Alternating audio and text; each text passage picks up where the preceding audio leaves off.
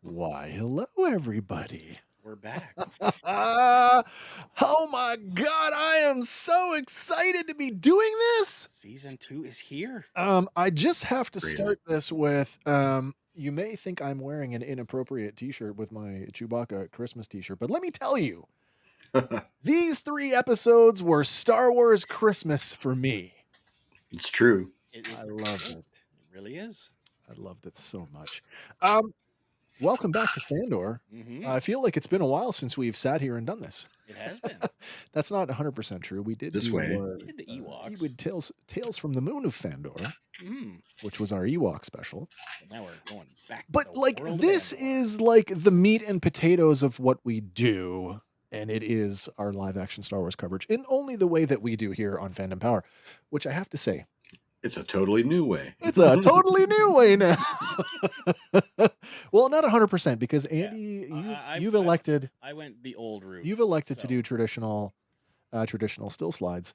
We're trying something new tonight, and if it doesn't work, we'll know right away. But we're going to try and do looping video with no audio with which we can talk over. So we will still be on screen, and everything that we want to talk about will be in these video loops.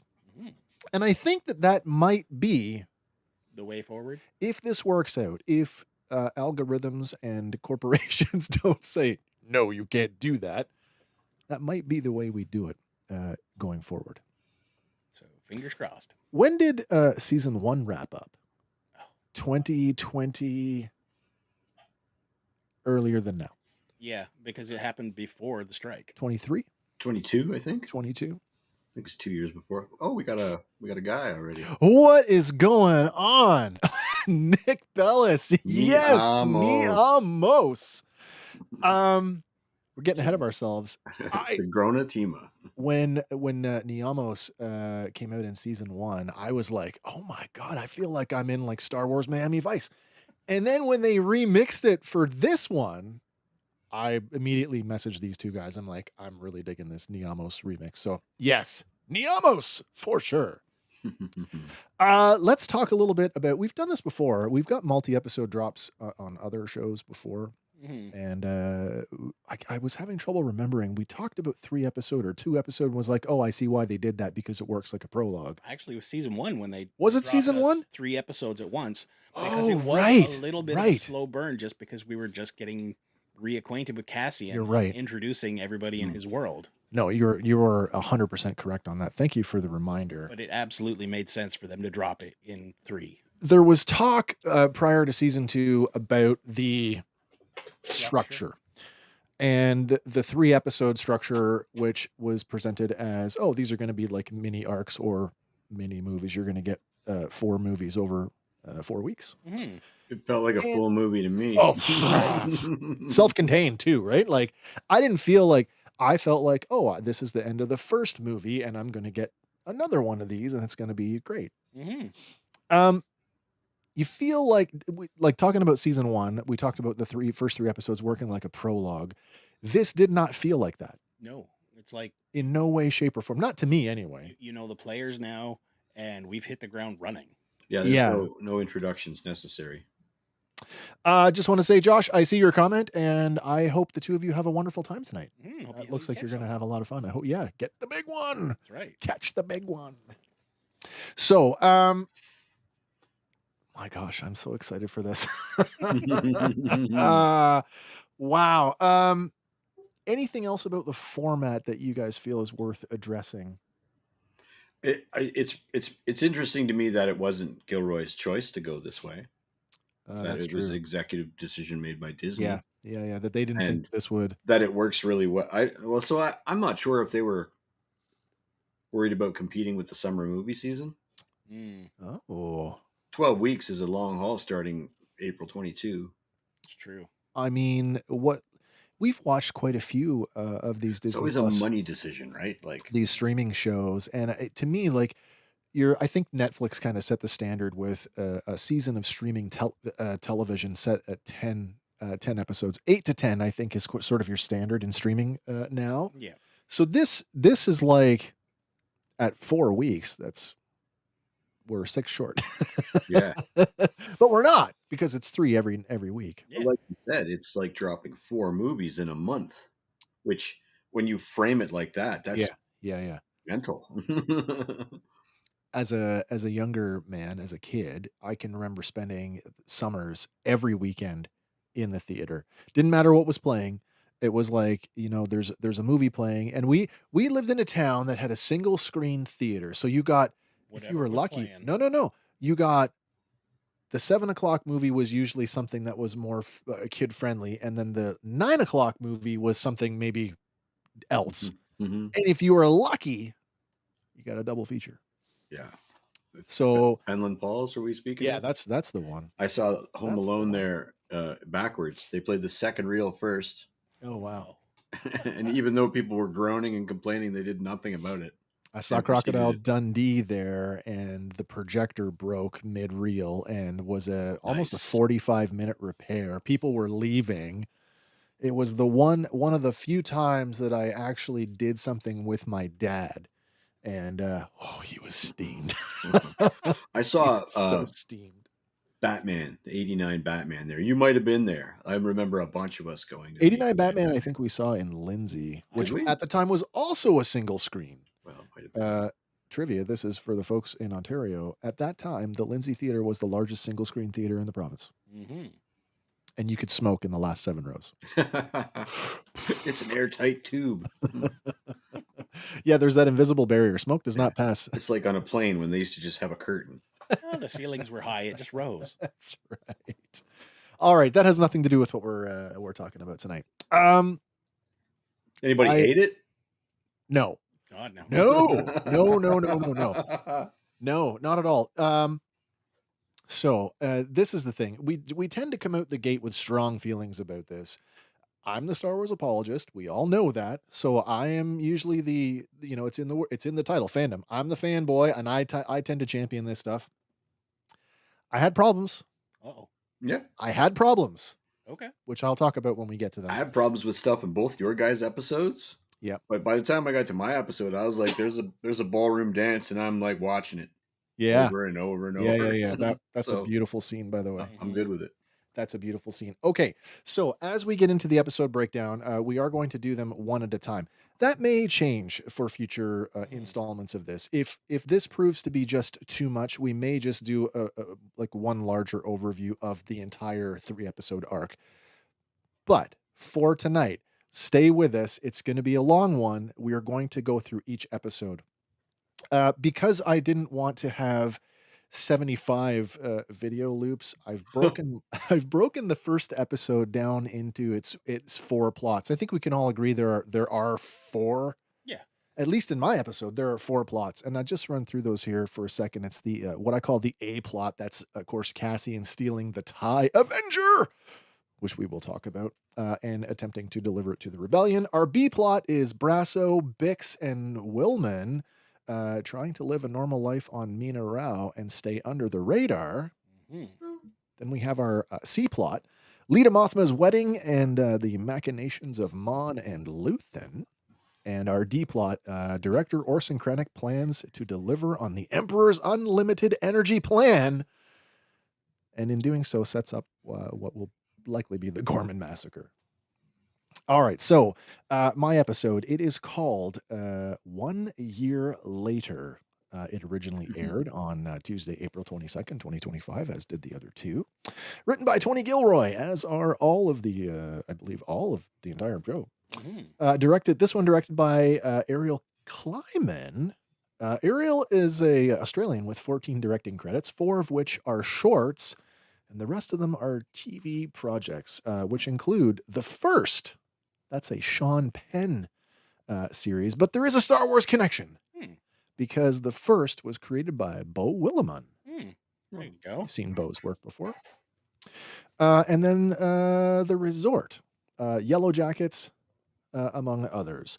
Now, the runtime for 1 year later was advertised at 54 minutes, but as always, if you knock the intro and the credits off, it comes down to a lean 43 minutes and 52 seconds. No new heads in the revolving helmet thing this week, which I wasn't surprised by, to be honest. All right, shall we get it? Oh, our episode synopsis reads, an undercover mission, a sanctuary threatened, a Chandrilan wedding, a chilling imperial plan. Very accurate. Oh, we should start off with that opening. And I don't mean the big set piece, but like the first thing you see on screen. For BBY.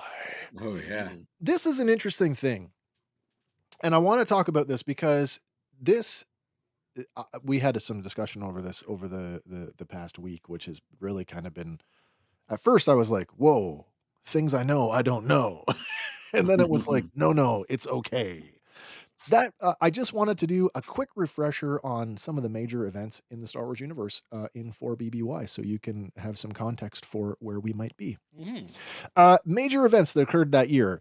The Grand Inquisitor. The Grand Inquisitor is killed in a duel with Kanan Jarrus. That happened back in Rebels Season 1. Ezra Bridger constructs his first lightsaber. And Kanan Jarrus is captured by Moff Tarkin. So we are squarely in Rebels territory, which I think is no surprise. The entire first season of Rebels is for BBY. Yeah. Okay, let's see what happens. Fingers crossed that we don't get shut down.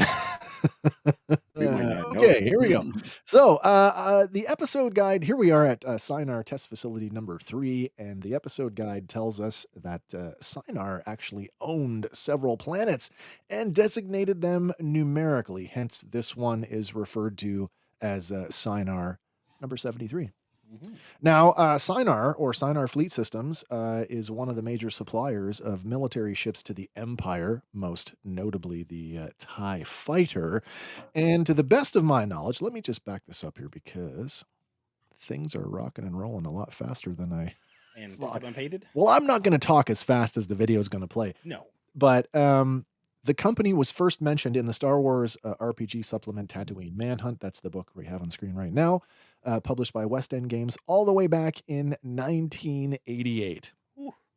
Now, the young lady, that technician that Cassian is speaking with, I don't know if you noticed that, she has the Synar patches on her uniform. I think you can see them back here. Let's see if we can get there again.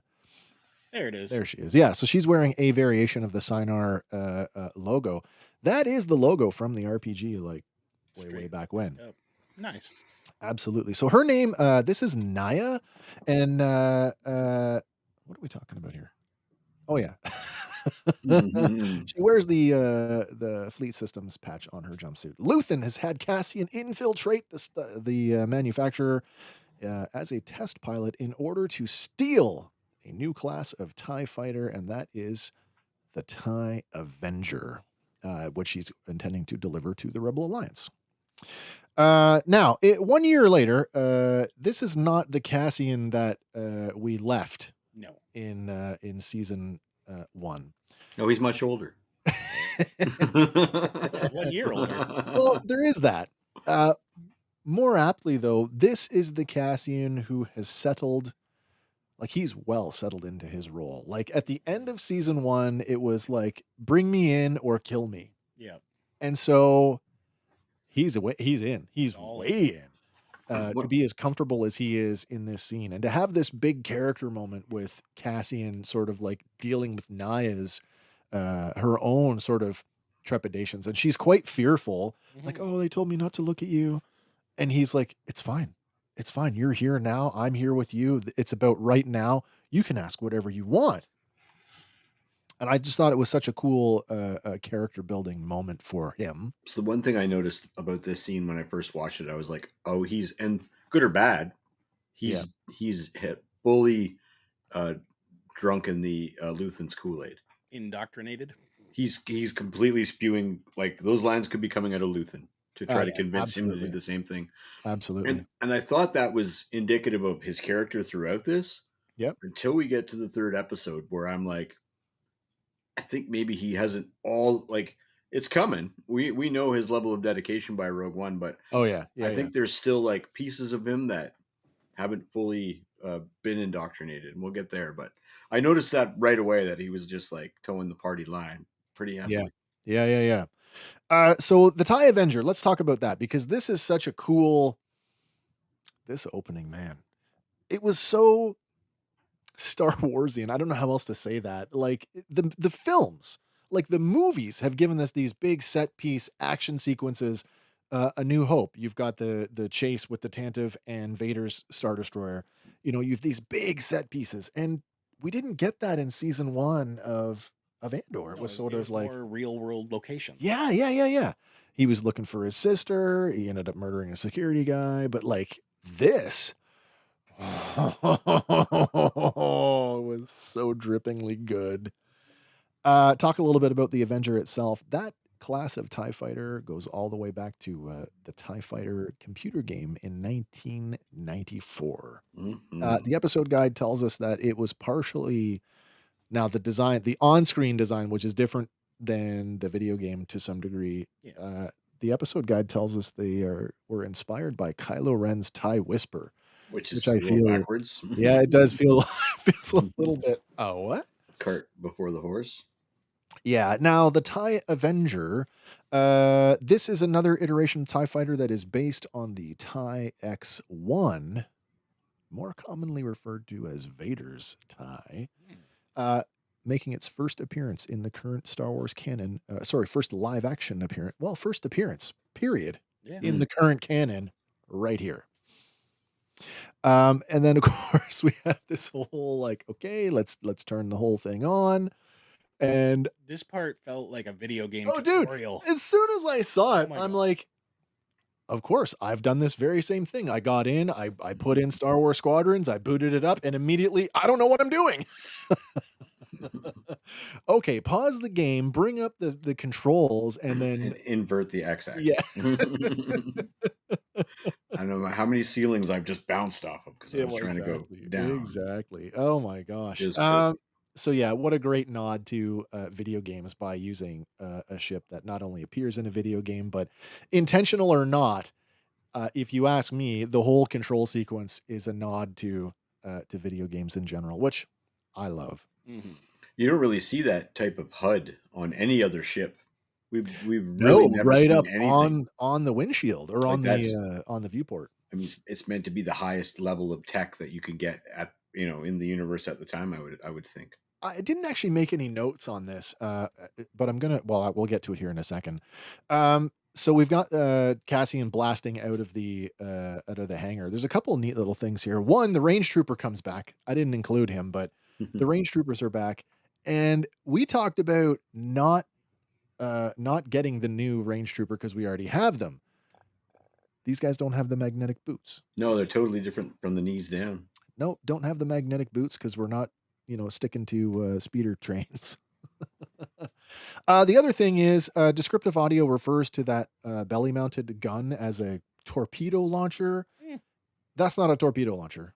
No. The effect of what it did, not a torpedo, if you ask me. It's like maybe a photon torpedo. Some kind of, well, yeah. Going back to a video game, though, it's like when you hold the button down to charge it up. Longer, Yeah. Off a larger blast. Well, that kind of leads me to, I have a question about that because in this sequence, when he rockets out here and he's looking, there's a spot where he looks down. There we go. Did the discharge of that weapon, the 4 or 5 blasts in conjunction with those rotary cannons, like temporarily drain? Power? I think it did. Okay, so if it's anything like the TIE Fighter video game, you've got to toggle through systems to reroute power. That was the hallmark of that game. Yeah. Squadrons tried to do it, but it was very clunky. But the TIE Fighter and the X-Wing versus TIE Fighter had really elegant systems. First of all, you had to 200 keyboard controls with those games or Oh something yeah. crazy like that. Yeah, But yeah, that's yeah. what that reminded me of. He's rerouting, from the weapons to the engines at this point. Yeah. No, I agree with you on that. Well, that makes more sense then. Because I was thinking, "Oh my god, like we accept that the wings on a TIE fighter are solar panels." And it's like, is this like waiting to like for the panels to recharge the ship's battery so that he can start it again? Like what's Yeah. happening here? There's But I learning think curve too, but he's moving power around the ship. I feel like that is a much more plausible explanation. I like that. Mhm. Remember, That's we where have we're going. shields now. Well, that's an interesting thing too, because the TIE Avenger, and we don't know this canonically yet because all we have is what we've seen. But Right. Right. In Legends, this ship has shields and a hyperdrive. So that much is still true. There is a hyperdrive. Mhm. And even if this ship canonically does have shields, I will present for you in the chase, they're not activated. No. Probably not. They're But not. it's made of He's still way learning sterner controls. stuff than the other ties I'm familiar Oh with. my gosh, is it ever? Sorry, Andy, you were saying? He's still learning, right? Like he probably just doesn't know how to switch it on yet. Absolutely, and that's another convention that sort of, is kinda interesting that, for the first time how often does this happen in Star Wars where somebody hops in the seat of anything and immediately boop, boop, boop, Yeah, you start flipping switches to gone, see what happens. That was the and first thing Lauren said when she was what she's. Oh, he he's doesn't not know an what he's expert pilot. yeah, he doesn't know what he's He's doing. just he's got huge balls, and that's his right. He's willing to go in Yeah. and eat their food and take their and shower in their showers, and that's Yeah. about 90% of how he gets in these But situations. isn't that what he said back in season 1? Absolutely, You just walk in there like you like you own the belong? place. Yep. Yeah, Yeah. absolutely. Yeah, yeah, yeah, yeah. So after things work out, there we go. He gets chased by a pair of TIE Advanced V1s, Oh, and if you don't remember those, let me back that up a second here.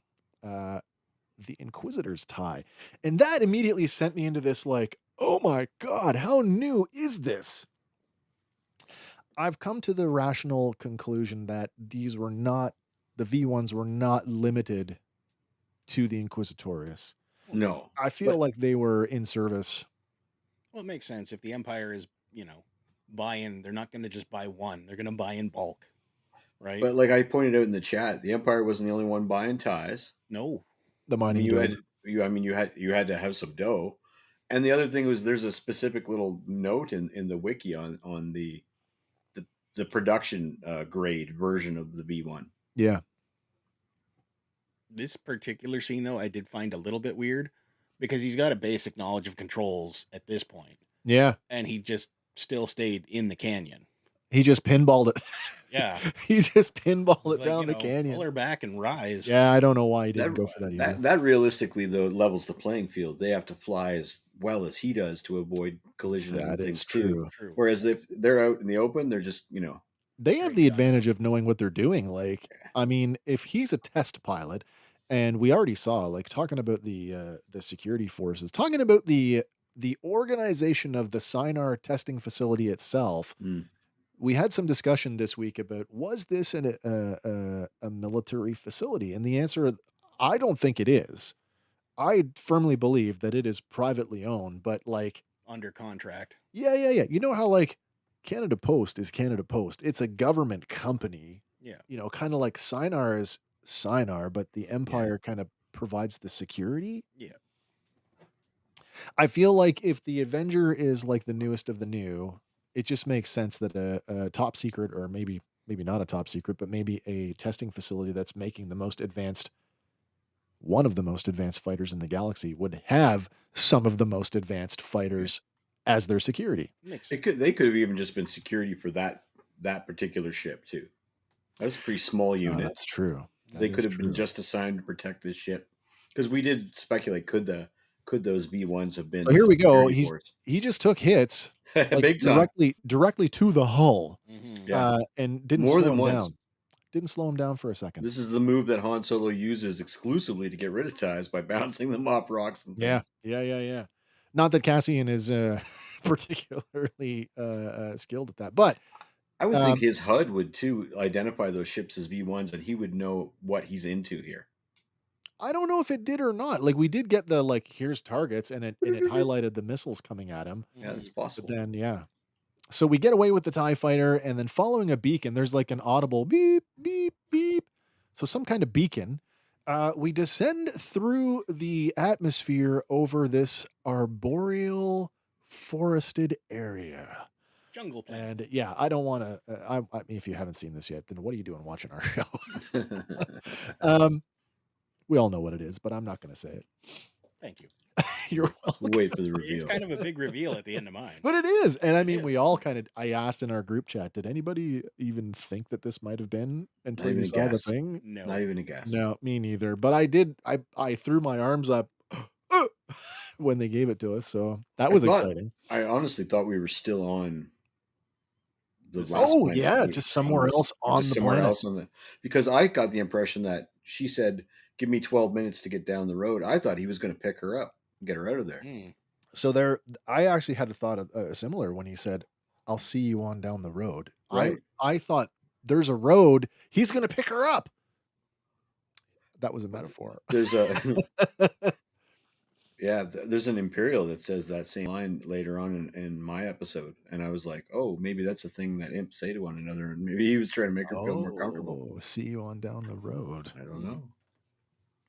There's another in my episode. It comes up later about, you know, the supply. We've been supplying you along the way. Mhm. Mm, Similar kind of language, I guess. yeah. Talking in metaphors. Did you get the one piece about the physical tie though?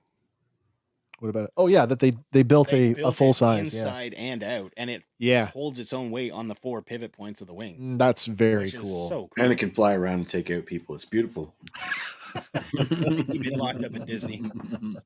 I saw this week, and I tried to stay fairly neutral in terms of what media I consumed because I didn't want to be influenced about how I felt about it. You couldn't influence me, by the way, on this. I am so in love with this. I have my own opinions on it. But somebody had asked, why does a TIE fighter need a Gatling gun? Why would you do that? And I'm Why like, the hell wouldn't it? well, that obviously the rate of fire.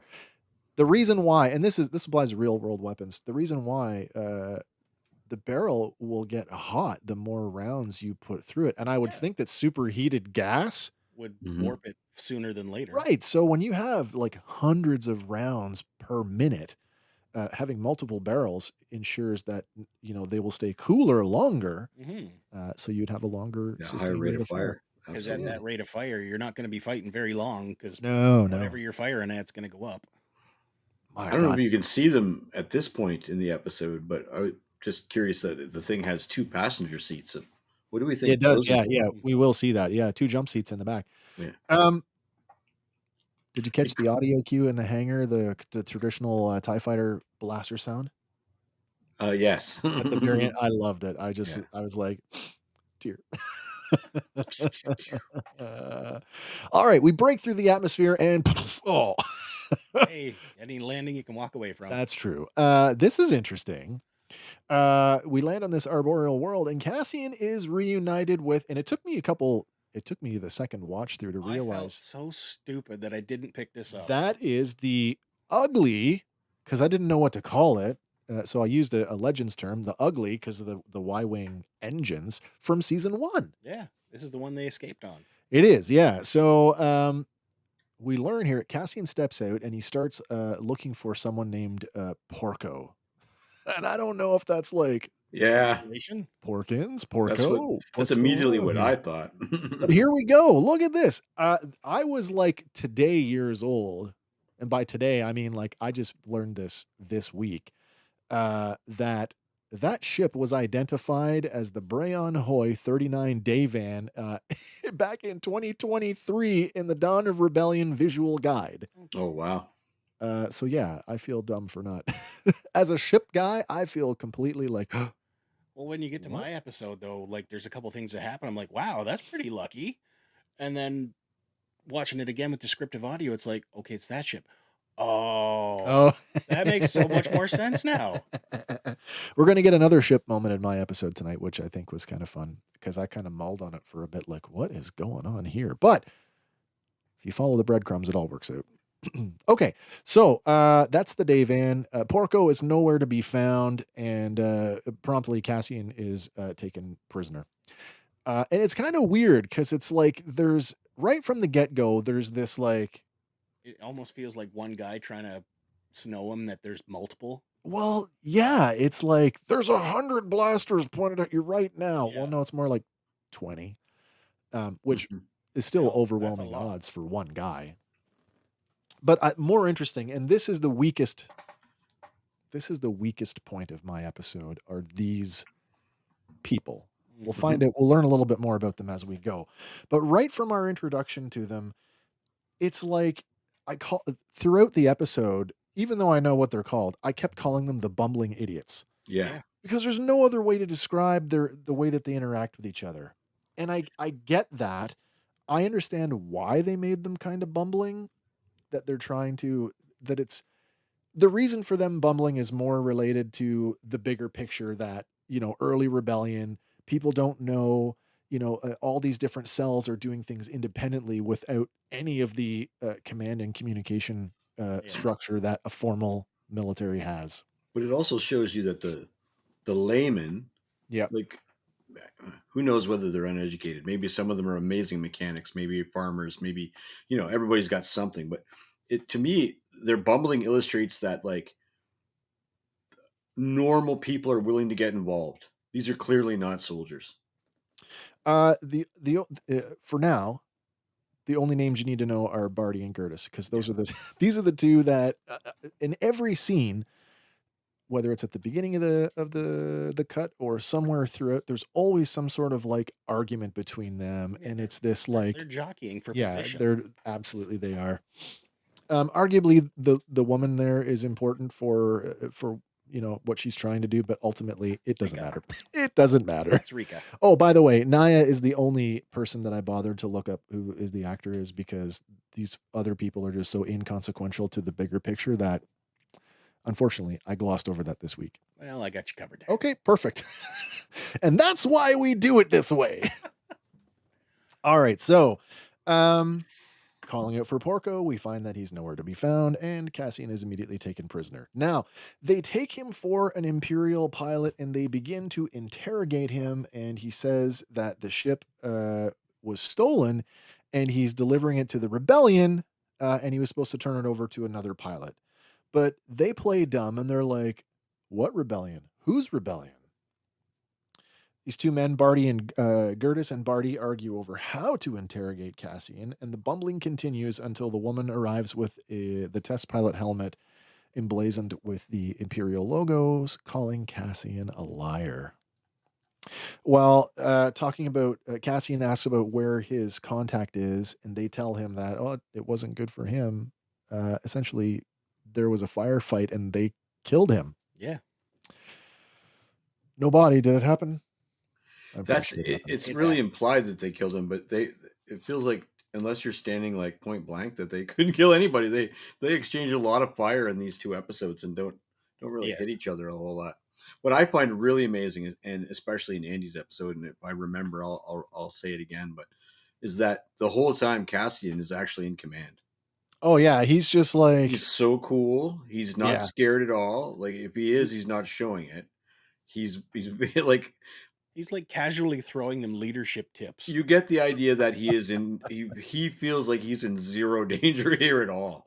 Like, No, you make a great point. yeah. Especially when he's alone with his guard, his captor guard. Yeah, Oh, do they Fleck. think you're stupid? Is that why they Yeah. leave you here with me? Like he's in control the whole time. I thought that was really neat. I love that. Yeah, so they peg him as being a test pilot. Later on, can you fly it? I don't know. He can fly it. Well, they need the room and not all of them will fit. So there's this sense of like now we start to understand that they're marooned, Yeah. which is kind of stupid because the day van would have taken all of them. Yeah. Had they not shot it up. Presuming they did that. Mm. Yeah, because that is one question that still lingers for me. Like, okay, it takes place over 3 days. Oh yeah, very And, like, clearly. that much damage to his ship in just that amount of time? I It's been mean, there maybe a year.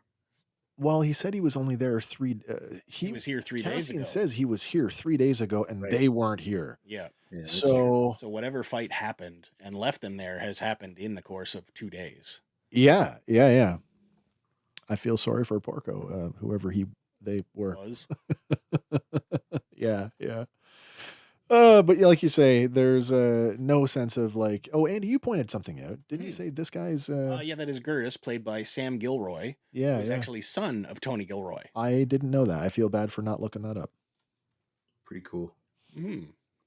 All right, so here they are arguing again, and then at one point, this guy, another one, like, is there any food in here? But the comedy beats were organic. They didn't feel forced or anything. They were very natural. Like that made me chuckle.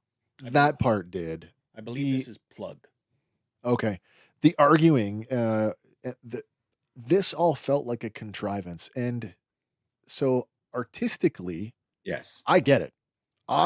But the execution for me, this is the part that rubbed me the wrong way the most. Everything else, I loved it. To be fair, like because I'm like you, I'm an Andor simp, so you're not probably going to disappoint me hard. Yeah. But if I start to look at it with the same lens that I look at something like The Acolyte with, I go, there's a couple of actors here that are cringy. There's a couple of people that I'm fully aware they're acting. Yeah. While the people around them, I'm not like I am aware. I know this isn't real. I know it's not real, Lauren. But you don't feel like it's a guy playing a role and you're aware of it. You know that and I've said that before. It's just this it's almost like a skin on the actor where you're like, yeah, it doesn't feel so organic. And there's at least not Gertie, but the other guy feels Barty. a little bit wooden to me in parts, and it kind of was pulling me out a bit. But everything's so good around it that I was completely willing to let it go. When they're going to they have a conversation here, obviously, and this guy gets upset, and basically something about, I don't have to, I don't need permission to hit you or something. Yeah, I think is what he says. But there's more conversation that happens off camera because it's, Cassian who comes walking down with the guard and says, Maya pay, right? So the guard, whatever happened after he got the blaster shoved in his face, right? Cassian was obviously able to defuse. Not only did he defuse that, he got more information out of the guy. Well, it was just the idea. He was like, I've been here. I was here before you. And then that must have clicked something in the guy's brain and was like, so that line of questioning must have continued for sure. We learned that these guys are the Maya Pay Brigade, or at least that's what's left of it. Yeah, because there's the line about there was like 6 ships. Yeah, and there isn't any more. Wasn't it Gertis's brother that took off to go find help and ended up getting blasted out of the sky? So we think. Yeah. Whoever it took the ship that they presumably absolutely, yeah, and marooning them. Yeah. Maya is presumed to be dead. Yes. At this point. So Saw Gerrera in season 1 quite derisively referred to the Maya Pay Brigade as Neo-Republican collective. Which, isn't that what we're trying to do? Restore the Galactic Republic? Yeah. So it's not that it's a bad thing, but like Saw being Saw. They're nowhere near militarily aligned enough to be on his level. I mean, when I say he said it derisively, like they do not have the same, whoever Maya Pay was and Saw don't have the same outlook on how to run this rebellion. No. So I just thought that was interesting. Oh, Doug's in the house. What Dougie? Dougie! Saw Gerrera called it the resistance is too independent with their own goals and ethics. Yeah. And that plays out like on a personal level here. Well, and that is, I think that sort of is, we see it in Rebels.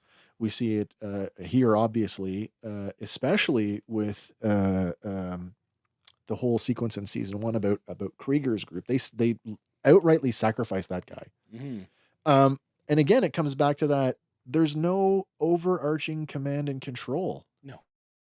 It's just a bunch of independent groups of people all trying to do the same thing, and everybody thinks that they can do it better than everybody else, or that their way Is the is only the way. right way. Yeah, yeah, yeah, yeah.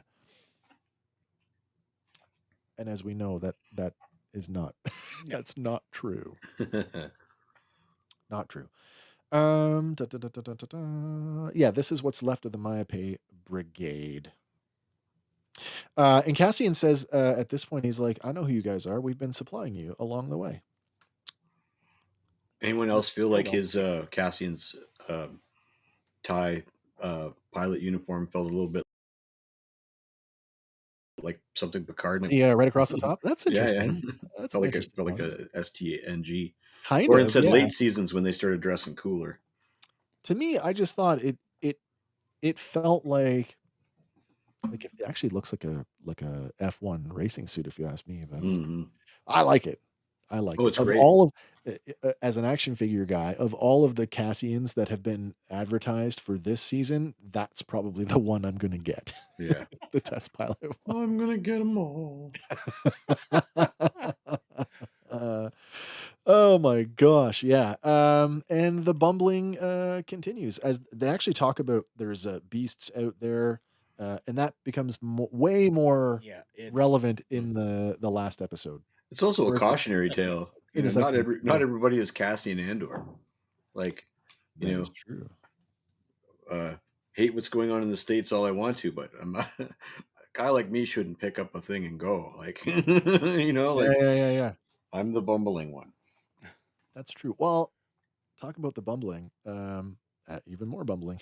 I love this sequence when they actually blast the force. They He all barely duck. ducks. I mean, he ducks Yeah. clearly, but it's not like their reaction. They lay down on the ground flat, prone.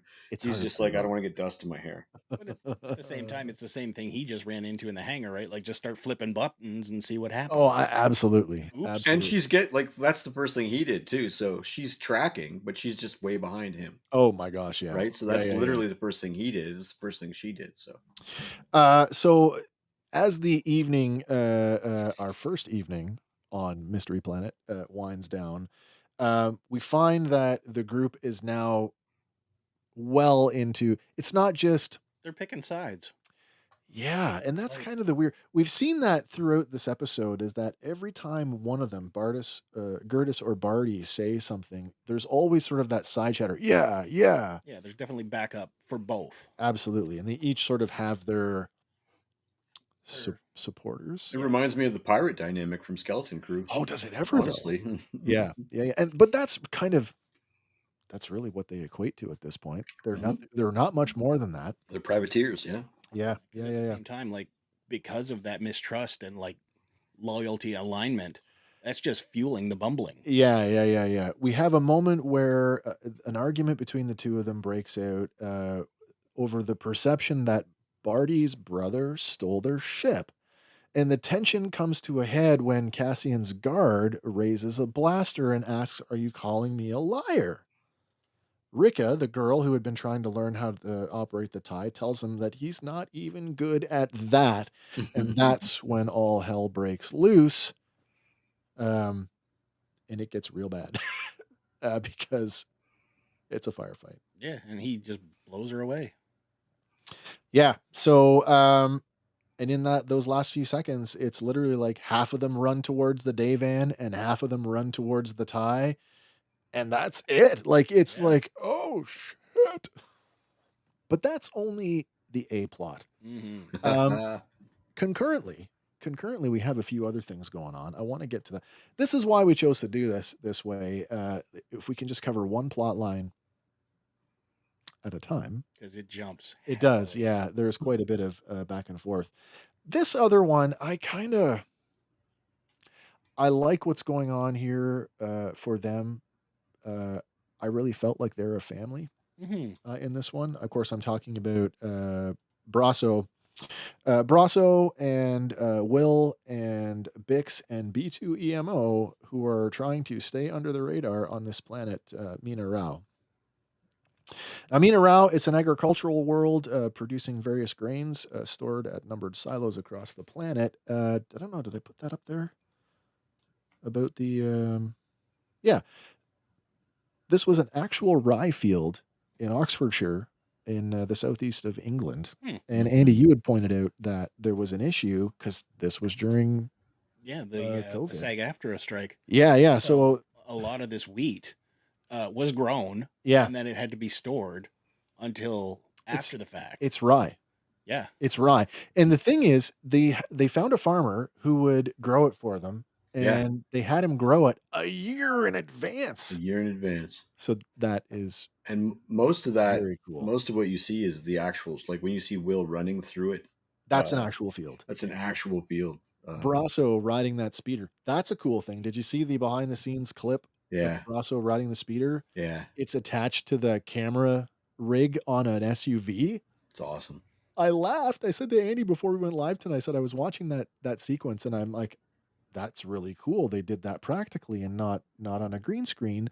But it's like, if you look at the guy driving the SUV and the camera operator, they're both wearing helmets, but the actor who's out on this boom, no helmet. They're going for realism. I guess so, yeah. It's cool that they're living here. They're living in essentially a fold-out mobile home. Yeah. You can't see it here, but there's a spot. You can actually see there's like controls, like a steering wheel. Bix. Bix is still haunted by her experience at the hands of Dr. Gorst. That's our mad scientist. And he still looks as creepy as ever, by the way. Totally. So, I mean, there's no question she's probably suffering from some form of post-traumatic stress. Yeah. Critical incident stress, maybe. And that sets the tone, or at least it sets the scene for here. But hey, new character. This is Talia. Now, she's played by Claire Brown, who also played Volstag's wife in Thor: The Dark World, if you remember that. Nice.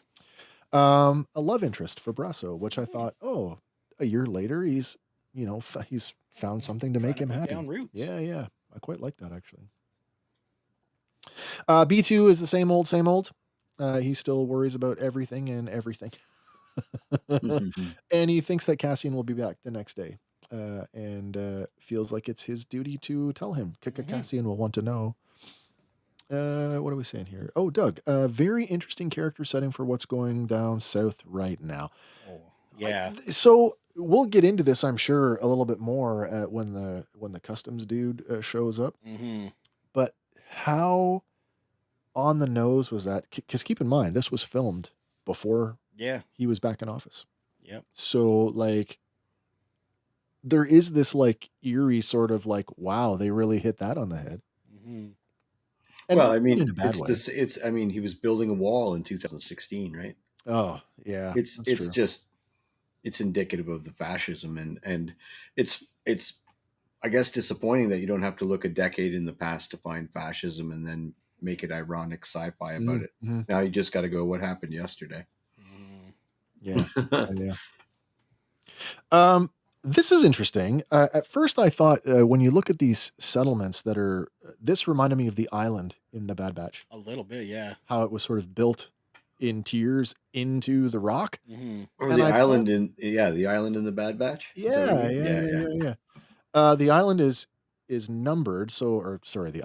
The mound is numbered, and I presume all the other mounds that we see are also numbered, because this would be what, 436 block? Yeah, this would be the 400 block. I have a question. Because this is a very Star Warsian thing. And this is kind of weird because we don't normally get this. Star Wars likes to present planets as a single biome, right? Hoth, ice, Yavin, jungle, right? Endor, forest. If this entire planet is grain, because we've got to feed the billions of sentients in the Empire, are these mounds, and this is just where my brain goes, are these artificially like oxygen generators? They've dozed the ground to level the fields around, or are these natural rock formation? Because I could see them actually demolishing everything just to make it level growing. Absolutely. Ground, right? Yeah. We need to maximize our growing potential here. So well, by the time we get to plot D, you see what the Empire is willing to do to get resources. Yeah. True. Yeah. I just thought this was a very cool shot though to see like, oh, we've got like trees and green and the stark contrast of like rye field. Mm-hmm. All right. And at the same time, it would be green at one point in the season. That's true. So out beyond the settlement, we see Bix and Will are working on what looks like a sprinkler. Mm-hmm. And this young lady approaches. The opposite of a moisture evaporator. Yeah, seriously. This is Bila, and there's a whole line of conversation about Will, about Bila wanting to be around, wanting to be around Will all the time. Mm-hmm. And she kind of teases him about it. He takes it okay, I guess.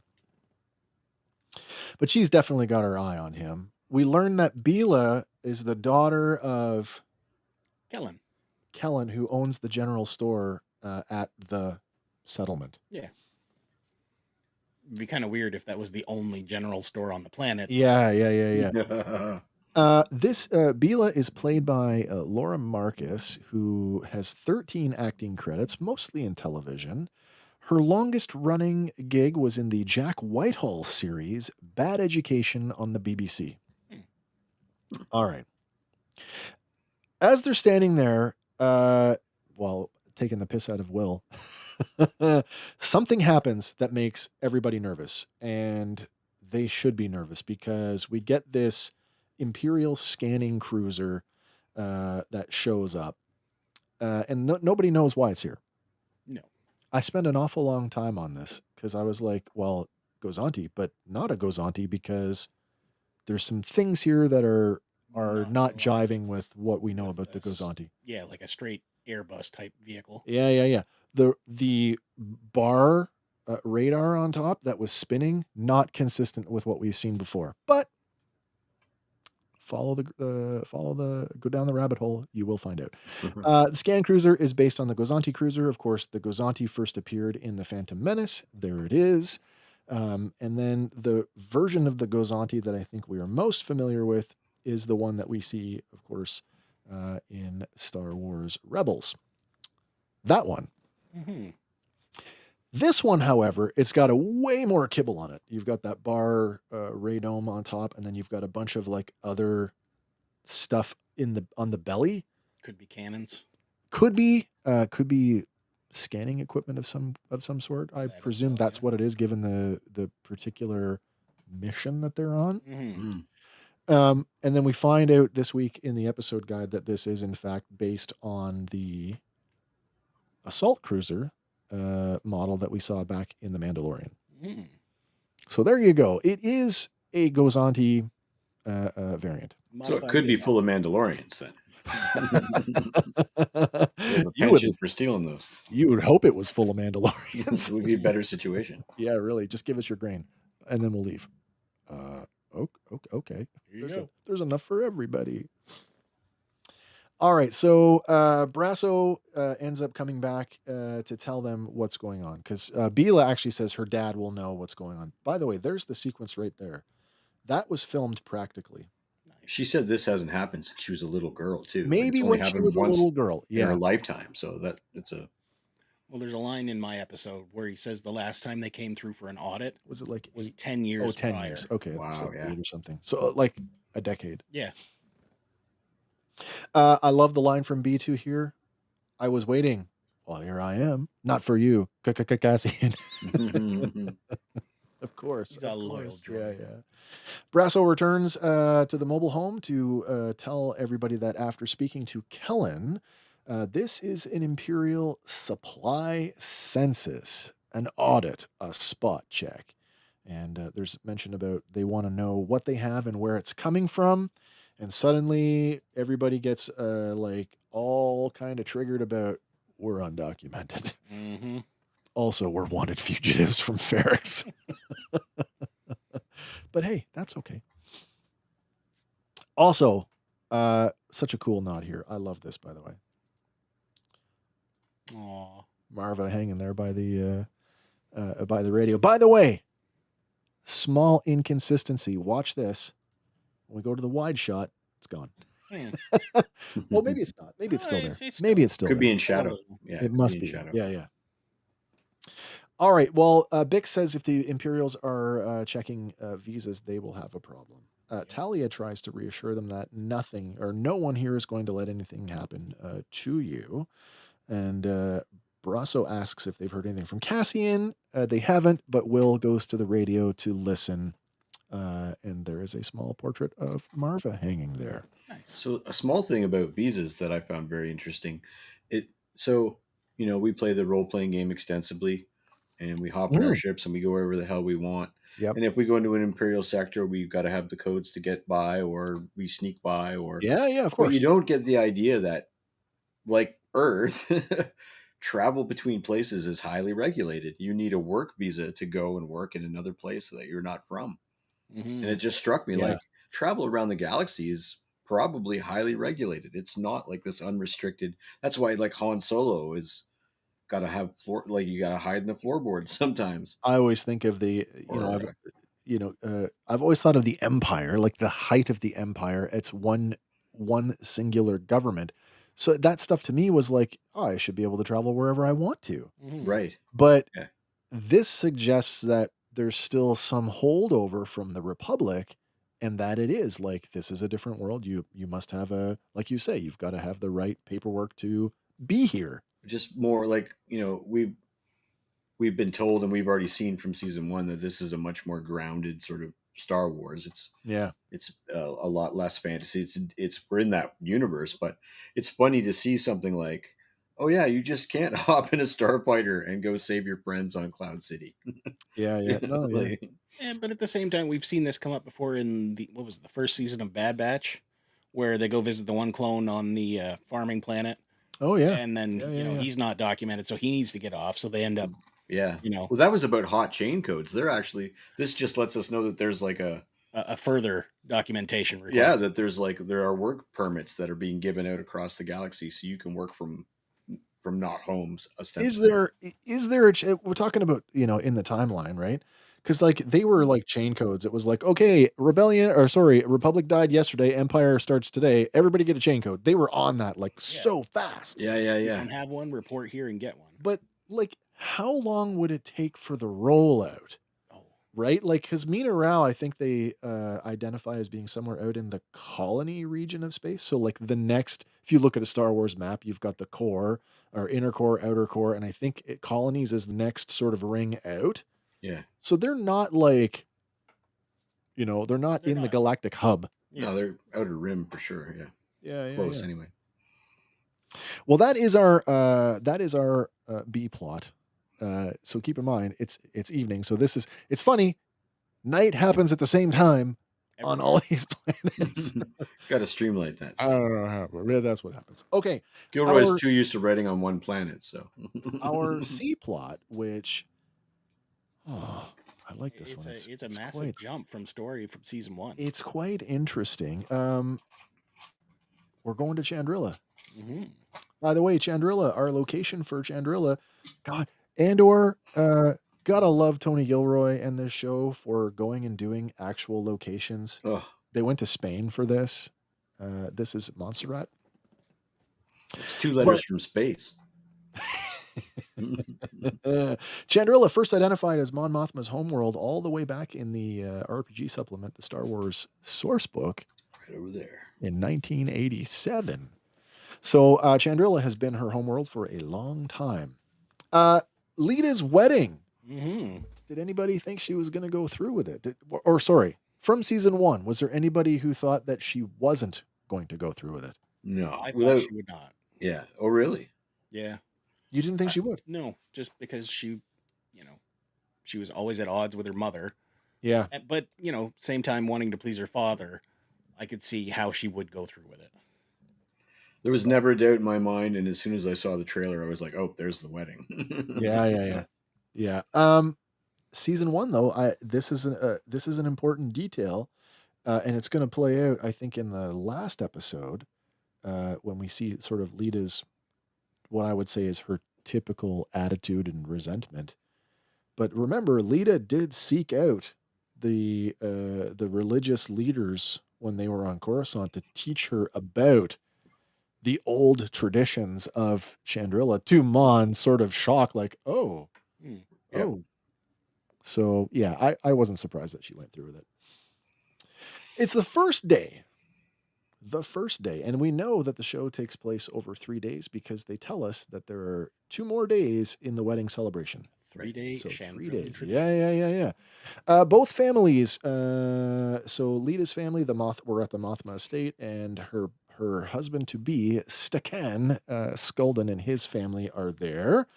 Lita shows off her dress to the bridal party, while Mon and Perrin are greeting guests as they arrive. But almost immediately, something is wrong. There's a line there, just so quickly. That white-haired lady, I don't know if it's her aunt or I think It's an aunt. introduced as her aunt. She says, "Oh, you look younger than the last time I saw you." And the lady says, and this is a great line, "How effortlessly you lie." And I went, "Oh my God. The writing is incredible." So like nuanced. That is incredible. Like when we think about that, like how effortlessly you lie, you have no idea, lady. And the struggle with the lie that these 3 episodes are. Yeah. It's such a powerful line, and it's just like, oh, we're just going to throw it away. I feel like that plays into, and certainly that plays into her character in like, I've been doing this for so long now, and it's all coming to a head. And pretty soon, because we know in Rebels she gives that speech, the lies stop. We're going to get there. Something is wrong. Something is clearly wrong, and she makes a book for it. Running into Vel, niece, cousin. Related. Yes. Right. Did you see who's here? The look says it all. Oh no, sister, because in the first season, it's Auntie Vel is giving her a dress. Lita, she got the dress from Aunt Vel. Right too. They're sisters. Oh, right. Why Val didn't I and put that Mothma together? Unless Perrin's last name is Mothma. It would have It to. is not. Well, oh, it's not. It Okay. is not. Oh, so maybe they keep their names. Could be. I never put it together. This has got me. I have to look. I have to look. I'm sorry. I know this is taking time out from the show, but like, because her last name, I think it's Sarth. Sartha, but Cassian's name was Clem. That's true. That's true. She is cousin. Mon's cousin. Cousin, okay. Yeah, Vel Sartha, human female from Chandrila, grew up as an heiress to a fortune and was cousin to Mon Mothma, who would become senator. Yeah, I thought it was a cousin. Okay. But you know what, must though? be like close enough. It'd be like yeah. you grew up with. Right. You've been. How many of us have had that situation where it's like because of the age gap, you just call them your aunt, auntie? Yeah. And this was actually kind of we have this moment with Tay. Immediately. There's something off with him. Mm-hmm. Isn't that a great? He does it like because he's such a good actor, and we watch him in the first season. It's amazing how strikingly like a switch has been turned in the character, and it's very well done. I feel for him on some level because of his personal woes as they come out in the course of the episode. But by the time we get to the end, I'm like, was he? And we'll get to it later. But like the question of extortion comes up for me anyway. Was he going to extort her? Was he going to out her to the Empire? Was he going to? I got you covered. Okay, well, I got you covered. Thank you, because it's burning for me. Because there is a very definitive opinion on him that will come up. Okay.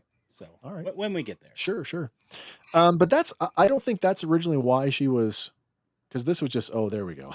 Strangely, Luthen has arrived. And what's even stranger is that he's arrived with the groom's family. Mm-hmm. And that puts Mon off. She wonders, why are you here? What's going on? Yeah. She's caught off guard by Luthen's presence at the wedding. And he tells her that he's here because it's a secret. But clearly, he was not invited. Mm-hmm. All right, so Vel is present. Wait, sorry, I'm getting ahead of myself. Wow, did I put my notes out of order? Mm. No, I did not. Kleya informs Luthen that even though Cassian got away with the ship, he hasn't reported in yet. And he basically tells her, well, keep listening. Mm-hmm. She's upset though because she can't transmit. Yeah. And that's, sorry, there was a bit of a cut there. That should probably it's daytime. When we come back to them again, it's nighttime and they're on the same place. He's quite upset. There's this whole like, we know that they're out there, but she's like, I told you, I need to be back on Coruscant. I can't transmit from here.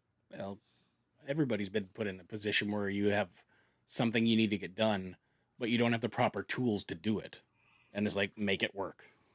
Seeing them talk openly, I mean, yeah, they wait till people pass and stuff, but this is a lot more overt than covert than they were last season. You could see this, the risk, the stakes are higher. They're taking bigger risks. That was sort of my take home from having Luthien out in open, so blatantly out in open. We don't see it, but there's a family member that stops and talks to Mon. What's the problem? And there's a parking issue as the guests are arriving.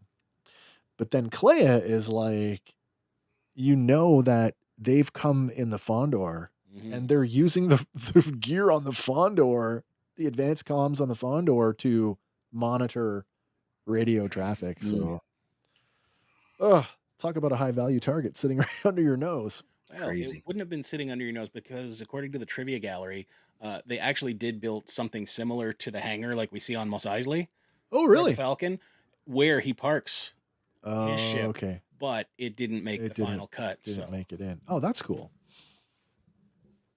Yeah, so Kleya tells Luthen that Cassian did get away, in fact, with the ship from the Cinar test facility, but that she hasn't actually made contact with him. And Luthen is angry because he should have reported it in by now. Kleya says that she can't risk a transmission from the estate because there's no way to hide the signal. She says, we're naked here. And Luthen says to keep listening and hope for the best. Later that evening, sorry, what did I say? Luthen? Oh, yeah, they're worried that later that evening, Luthen talks to Kleya about Cassian. He's worried that they haven't heard from him or Porco. Kleya says she's still monitoring and he should hope for the best. Now, Perrin, the dads, and Davo, the fathers, share a moment as they watch Lita from across the room. Perrin says that Lita won't be easy and asks if the boy is ready for this. And then Davo's response to that is, "Oh, he'll either learn or be led." Lots of things happening here. This is an interesting one. This young fella, and I had to go back and forth on this. I'm like, is that the groom? It's not. It's not. It's not the groom. This is just random nobody. But this obviously older family member goes off about how proud we are of our military traditions, our naval traditions in our family. And Luthen is like, "Oh, really? Where are you trained? Where are you stationed?" And he tells him, "Well, I've been training on Steer Guard." Of course, you can't forget Steer Guard because it was the MacGuffin of the entire show. That's where Cassian stole the Starpath unit from. Because I have a question: Imperial Navy, Chandrilan Navy, Steer Guard, Imperial Navy. It would have to be Imperial Absolutely. Navy. So that's a cadet's dress uniform then. We've not seen that before. Also a good point.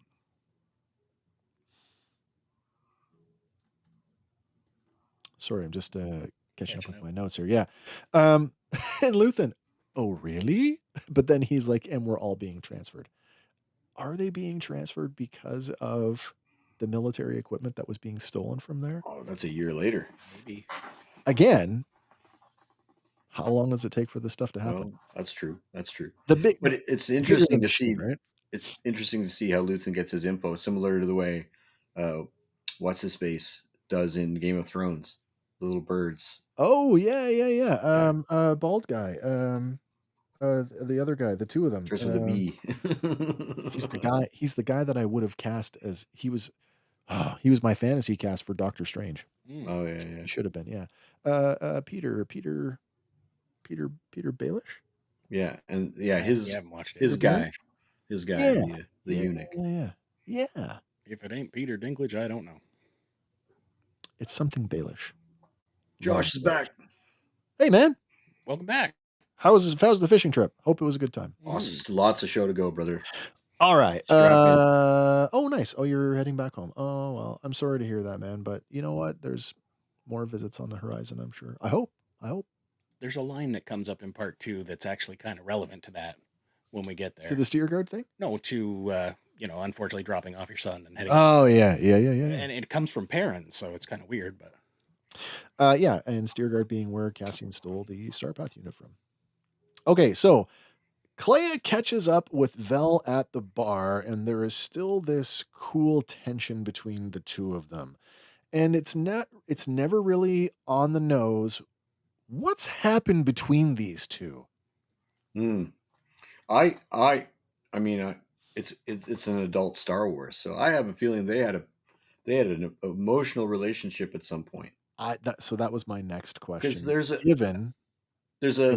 this classic, like in a minute, it's like the end of this scene. There's this classic where, and you see it a million times in movies where, like I'm thinking like Gone with the Wind, where Rhett Butler will look up and down at at his, I don't know, the conquest, if you will, like dated sort of thing. Yeah, but Clea does it to Val, looks her up and down, like, you know what I mean? Like, we're just here to meet people. I always wondered where looks you her up came and from. down, like, oh my god, you go, girl. Like their exes. Yes, that's the impression I got. It does kind of read like that.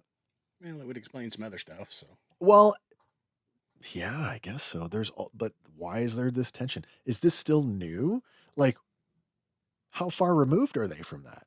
I mean, they're in the same organization, so it's not impossible that coworkers, eventually develop fraternization. That's a nice way of putting it. I was going to say romantic feelings towards one another, but sure, frat. All right. So, but they're professional enough to put it aside. And I think the line is, oh, we're just two single women admiring the prospects. Yes. Now, we cut back to Tay and Mon, and he wants to talk to her about the Foundation. She asks if there's any trouble with that. He tells her no. But then they're interrupted by Stickon's mother, who tells him tells Mon that the kids have had their first fight and Lita has run off. But there's some other things that happen in this interaction. We learn that Tay and his wife have split up and that he's had some bad business dealings. And these are a recent turn of events. I feel sorry for him in this moment, but it's like knowing what's to come and watching the performance and the nuance from the guy who plays Tay. It's like, oh, you are a total jerkwad. Mon ends up running off to after she apologizes because I'm sorry this happened to you. Mon rushes off to find Lita, finds her in a darkened room. This is the room that they have the meal in, I think, tomorrow. What's happened? He's a child. He won't hold my hand. I keep trying. Who's the child? No, keeps pushing me away. But this is an interesting spot because now we see if we were seeing cracks in Mon's exterior in her own relationship in season 1, these cracks are now getting like, we're going to pry that one open a little bit more. And Mon's response about, touching Lita's cheek and saying, I'm sorry. And then there's this pause and it's like, I am so sorry. And it's like, is she saying that for her own benefit? Like, I'm sorry this happened to you, but I'm more sorry about what you're about to walk into. Yeah. Like, it's all of her own resentment in her own. It's her own experience. The not wanting to hold hands is the beginning of the married to Perrin, where there's zero things but like snide banter. Yeah. I guess I should have asked at the beginning or at the end of the Cassian arc what we felt how we felt about that arc as a whole. Because we're here at the end of the Chandrila arc, and I want to ask that now. What do you think about the Chandrila arc? I have nothing bad to say about any of it, really. Yeah, no, it's powerful stuff, and it's just really winding up. Like they're setting up a few chess pieces for this. Absolutely. I was kind of worried that we might get some sort of red wedding situation. Oh man. Like I thought, like, is the massacre here? Is something horrible going to happen? But really, it's the most horrible thing that could happen to Mon, which is that the day goes off for everybody but her without a hitch. Yeah. Or the days, I guess. Yeah. And so we've got one more plot line to get through, and arguably, I mean, depending on what your flavor of Star Wars is, this might be the most interesting arc of all. It's this is what I'm calling the D plot. Doesn't mean that it's any less important. It just this is the fourth thing in order of as they happen in the show, and that is Krennic's briefing. Director Orson Krennic chairs a secret meeting in this new Star Wars location, the Malthine Divide, making its first appearance here. We don't know anything else about this, but it is, as we will see as this plays out. Did that just start playing on its own? Maybe. It did. I paused it and it started playing on its own. Hand gestures. Ghost in the machine. Was weird. This is eerily reminiscent of some of the stuff that the Nazis did. Oh yeah. It gets going to be worse. a lot of that. It gets worse. Well, I mean, let's just put that out there. The Empire has always been space Nazis. Yep. And but they so leaned into it in this one. Very much. So in the Malthine Divide, there's this secret meeting by Krennic, and it includes a group of Imperials, which just happen to include members of the ISB, the Imperial Science and Engineering Division, and what is called the Imperial Ministry of Enlightenment. Yeah. Whoa. That's straight out of some textbooks. Yeah. I obsessed over that because I'm sure we've seen their badge. I am sure we've seen it in something else in Star Wars in a project that we've worked on, and I could not remember for the life of me where we'd seen it. By the way, Galen Erso and Royce Hemlock belong to the Science and Engineering Division, if you didn't remember. And yeah. The meeting is top secret, and outside of there's the thing I was talking about. Outside of the people in this room, nobody knows what's going on. No one. Like he name drops Moff Tarkin and and Colonel Yularen, who are in like the top tier echelon of the Imperial command structure. They will be informed directly by the Emperor at a time of his choosing. Yeah. He says something interesting, really. I don't want to jump on your stuff, but he says, I just met with the Emperor yesterday. Which is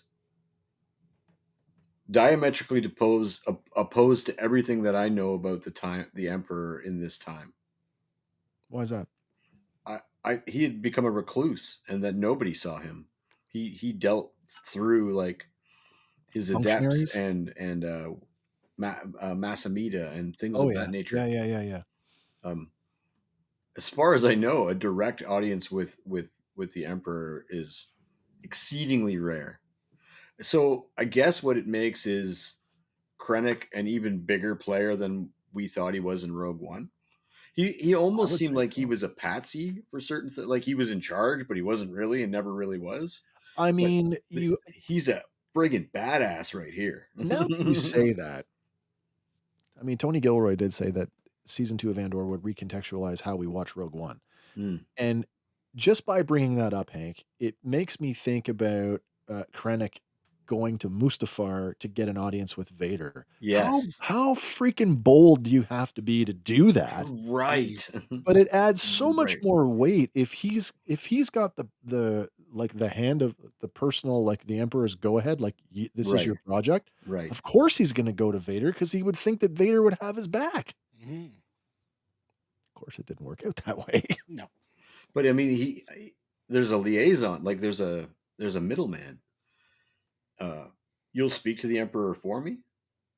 Well, like Yeah. a year, 4 years before that, I'm just going to call up my buddy. 4 years later. Hey, Yeah. Sheev, man, what's going on? We Yeah. Yeah. Maybe there'll be some more. I'm hoping there'll be some more introspection about that in future episodes. Mm-hmm. He's powerful as frig. He's way, way, way up there, and like, Charge of the Death Star in Rogue One that's a thing. It just never occurred to me that, like I need to move him one tier higher on my shelf and maybe put him beside Tarkin and the Emperor. I think that's where I've got him in mind. Although he's with, I mean, that puts him. He should be on this shelf with Thrawn. That's a high level player, man. He's wearing the right color uniform anyway. Yeah. Mm-hmm. He says that all personal service droids will be wiped at the end of this meeting. That's how secret it is. Yep. And then I'm sorry, this just got me blown away. Take a personal vested interest in going and picking up Galen Erso out of fugitivism himself, personally. Him and 5 guys go out and pick up. And 3 guys go pick up. Is anybody else going to immediately go out and read, if you haven't already read it, Rogue One Catalyst after this? Maybe. Because that's next, right? That is next. Yeah. What's really weird is like everybody, mostly Dedra and Major Partagaz, they're the ones keep making eyeballs at each other. But like, there's this sense of like, we're such a disparate group of people. What the fuck are we doing here? Yeah. And it doesn't get any clearer. I mean, it does for us because we sort of are aware of like what the Gorman massacre is from previous Star Wars. Oh, by the way, here we go. If you didn't know, what was Director Krennic director of? Mm-hmm. This is his official title. Orson Krennic is the Director of Advanced Weapons Research. That alone is probably partly related to why everybody's like, what's going on? Right. He's working on UFOs. In the Star Wars galaxy, that is the equivalent of him working on UFOs. I guess so. Yeah. I guess so. It gets more weird though. Like if you're sitting there and you're a colonel or some commander, like in the science division, and you say, wow, is my camera getting... Did you just notice that? I didn't. No, I was staring at Krennic. It's because I was waving my hand and it was having trouble. It was wanting to focus. I should sit stiller now. He starts playing this like weird video, and at first I'm like, I loved this video. The video was cool. I don't know if this is like, is this like a tourism? Absolutely. This is from like the Bureau of Tourism for for Gorman. He plays a video about the planet Gorman and its twill industry. Gorman is a planet in the colony region of Star Wars space, first introduced. Going back to the video games, this one, the precursor to TIE Fighter, X-Wing in 1994. I did not know that. Figured that one out this week. He plays this video about their twill industry, in which 40 billion Gorman spiders or Gorlectopods produce enough silk for 60 million bolts of Gorman twill per season, which I thought was kind of interesting. So kind of like Mina-Rau is feeding the galaxy, apparently Gorman is clothing the galaxy. Dedra seems a little bit confused by the video, but Krennic tells them that Gorman is of great interest to the Empire. Because the way it plays, it's like, you're pitching a vacation to them. Come to fabulous Gorman. And then it becomes clear and I don't know if you can, I want to let this play for a second. Watch Ben Mendelsohn's performance here.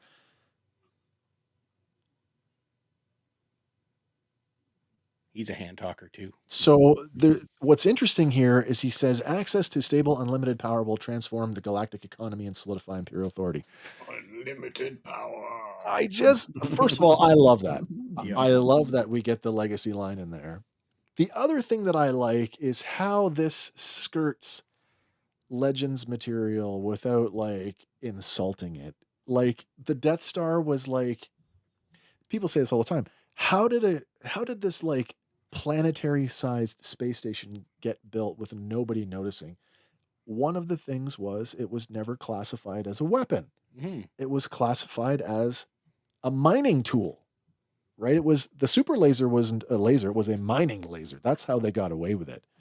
And when you think about that and you put that in conjunction with his the Emperor's plan for stable unlimited power, what the hell is going on up there? You're raising the roof. At my house? I don't know what's going on, but Yeah, apparently I just had like my neighbor's cranking music right now. I just had like Confetti. confetti drop on my head. Oh, Celebrating. I thought you meant the audio. My neighbor's cranking music. Oh, I can't hear your neighbor's audio. Oh, So okay. Well, perfect. No, like, you know, if he's keeping this piece secret and the guys on Ferrix are building parts in prisons, they're not talking to anybody. No.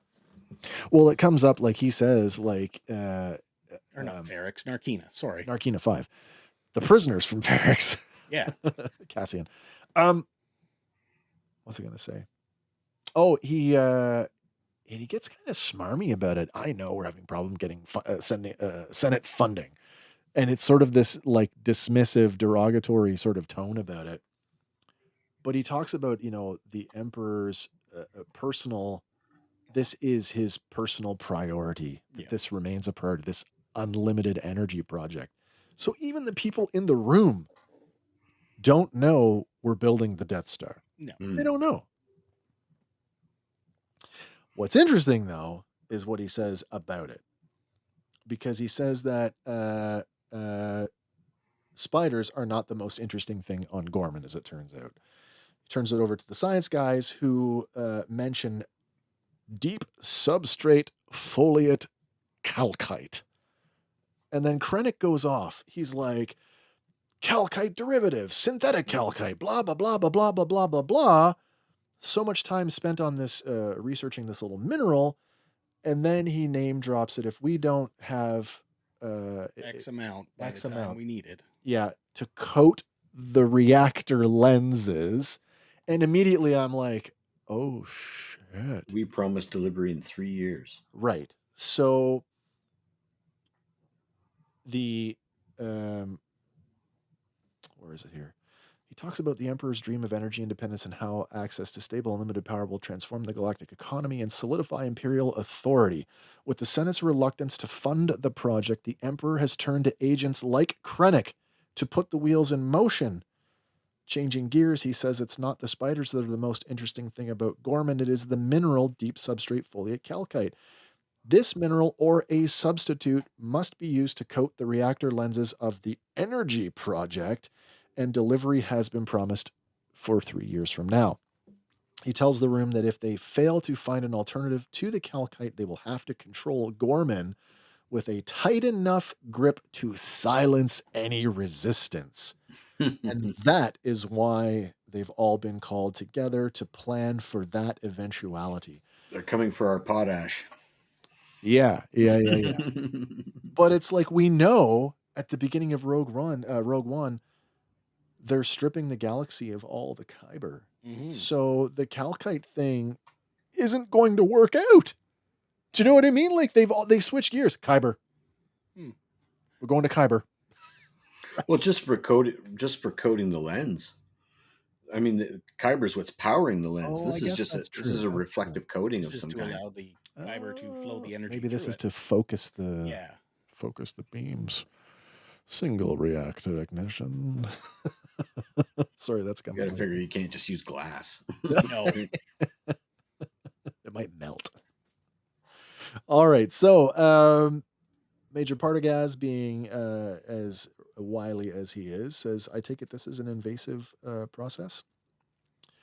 And oh yeah, the look of like, oh shit, now we know. What's interesting, and I know Dedra's the main character, like yeah, she's the main antagonist, I guess, or sometimes it feels weird, right? You don't know how to feel about her. But Krennic makes a point of saying, none of your superiors are here, and we'll never know this. We're going to wipe the records on your droids and on your ships. No one will ever know. No one above you will ever know. No one below you will ever know, except Dedra's boss. And doesn't it feel like a hat on a hat? Oh, kind of, yeah. Now that you mention that. So what then? What is his role? Yeah, what is his role in this? Just to tell her what to do? To deliver the line, "It's a gift"? I don't know. I don't know. Okay, that's a good question. Maybe the show will deliver on that. I hope it does. Cool. Yeah. Right on, Josh. Oh yeah, unknownst to them, but knownst to us. Knowing. And knowing is half the battle. G.I. Joe. Sorry, I had to. Vader. I had to. Yeah. G.I. Krennic? I don't know. There you go. G.I. Dedra. Wait. You got to use the Cobra battle cry. Krennic! Major Partagaz summarizes that the mining of the calcite is invasive, and one of the engineering officers says that there's a chance that they could destabilize the planet core, which would collapse 9 cities, displacing 800,000 people. Which Krennic, really, that's not a lot for a planet. No. Like 7 billion, do we not? Yeah. Krennic says that obviously relocation would be best, but Major Partagaz points out that Gorman is a planet that is not obscure and not without political influence. They won't go quietly. And Krennic just... And that is exactly why you are here. He says that the suppression of Gorman is not to be taken lightly, and this isn't their first meeting on the subject. He turns the floor over to these two guys. It's let me see if I can get it here. Did I put it up there? It already passed by. Oh, did it already pass by? Okay, thank you. Let me roll that back. There you go. There we go. Oh, Jesus. Come back here. Come back. There we go. Nissus Osar and D. Shambo. These guys are our Ministry of Enlightenment fellows. That's our overt Nazi reference, by the way. Mm-hmm. What does he say? He talks about... they tell how their ministry orchestrated a smear campaign against the planet, against Gorman, by fabricating a story about the death of an Imperial Customs inspector during the closure of some shipping lanes. They say, we made the story, we shaped it, we blew it up, we decided when it was over.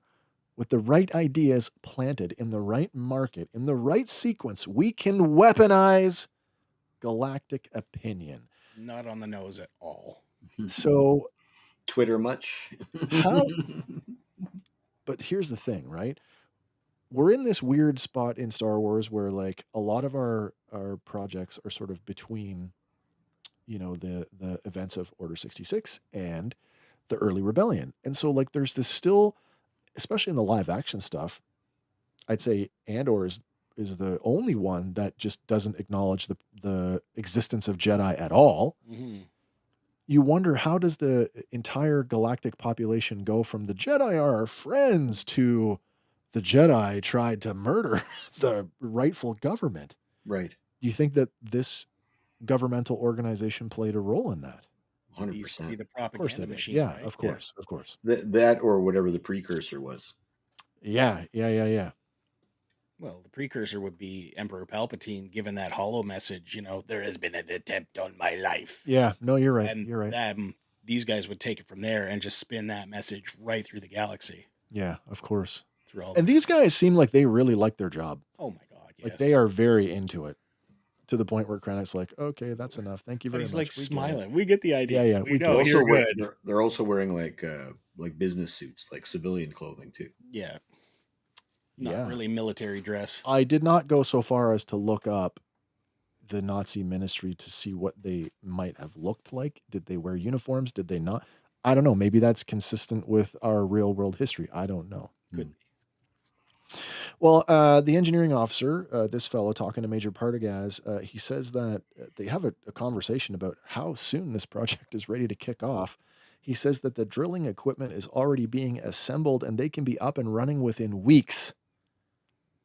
Now, Partagaz, as the ISB wizard that he is, says we don't have a big presence there.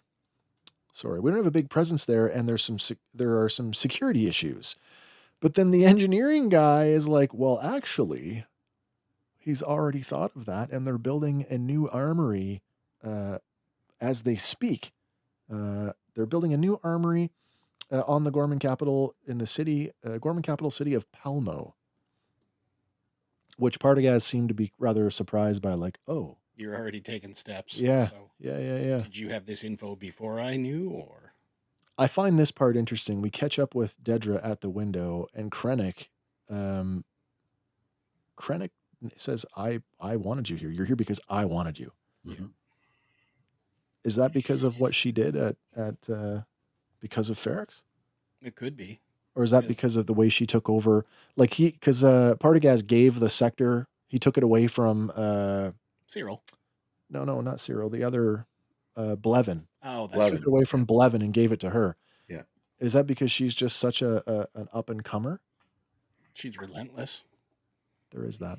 She's also pretty much the Emperor's other special project is wipe out the rebels.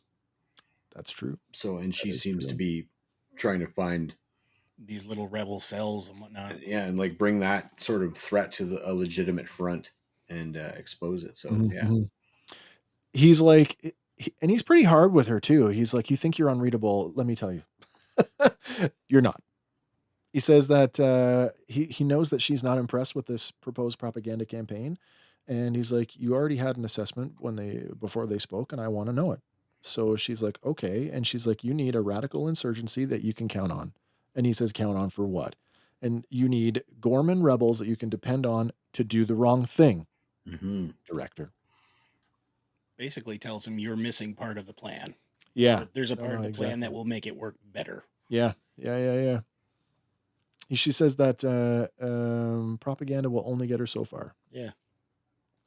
Well, that is the end of that covers all 4 arcs. I know it was out of order. All happened in episode 1. I know. Any closing thoughts on that episode before we move into the next one? It's other than having taken a magnifying glass to my episode, they all feel like one episode. So they really don't feel separate.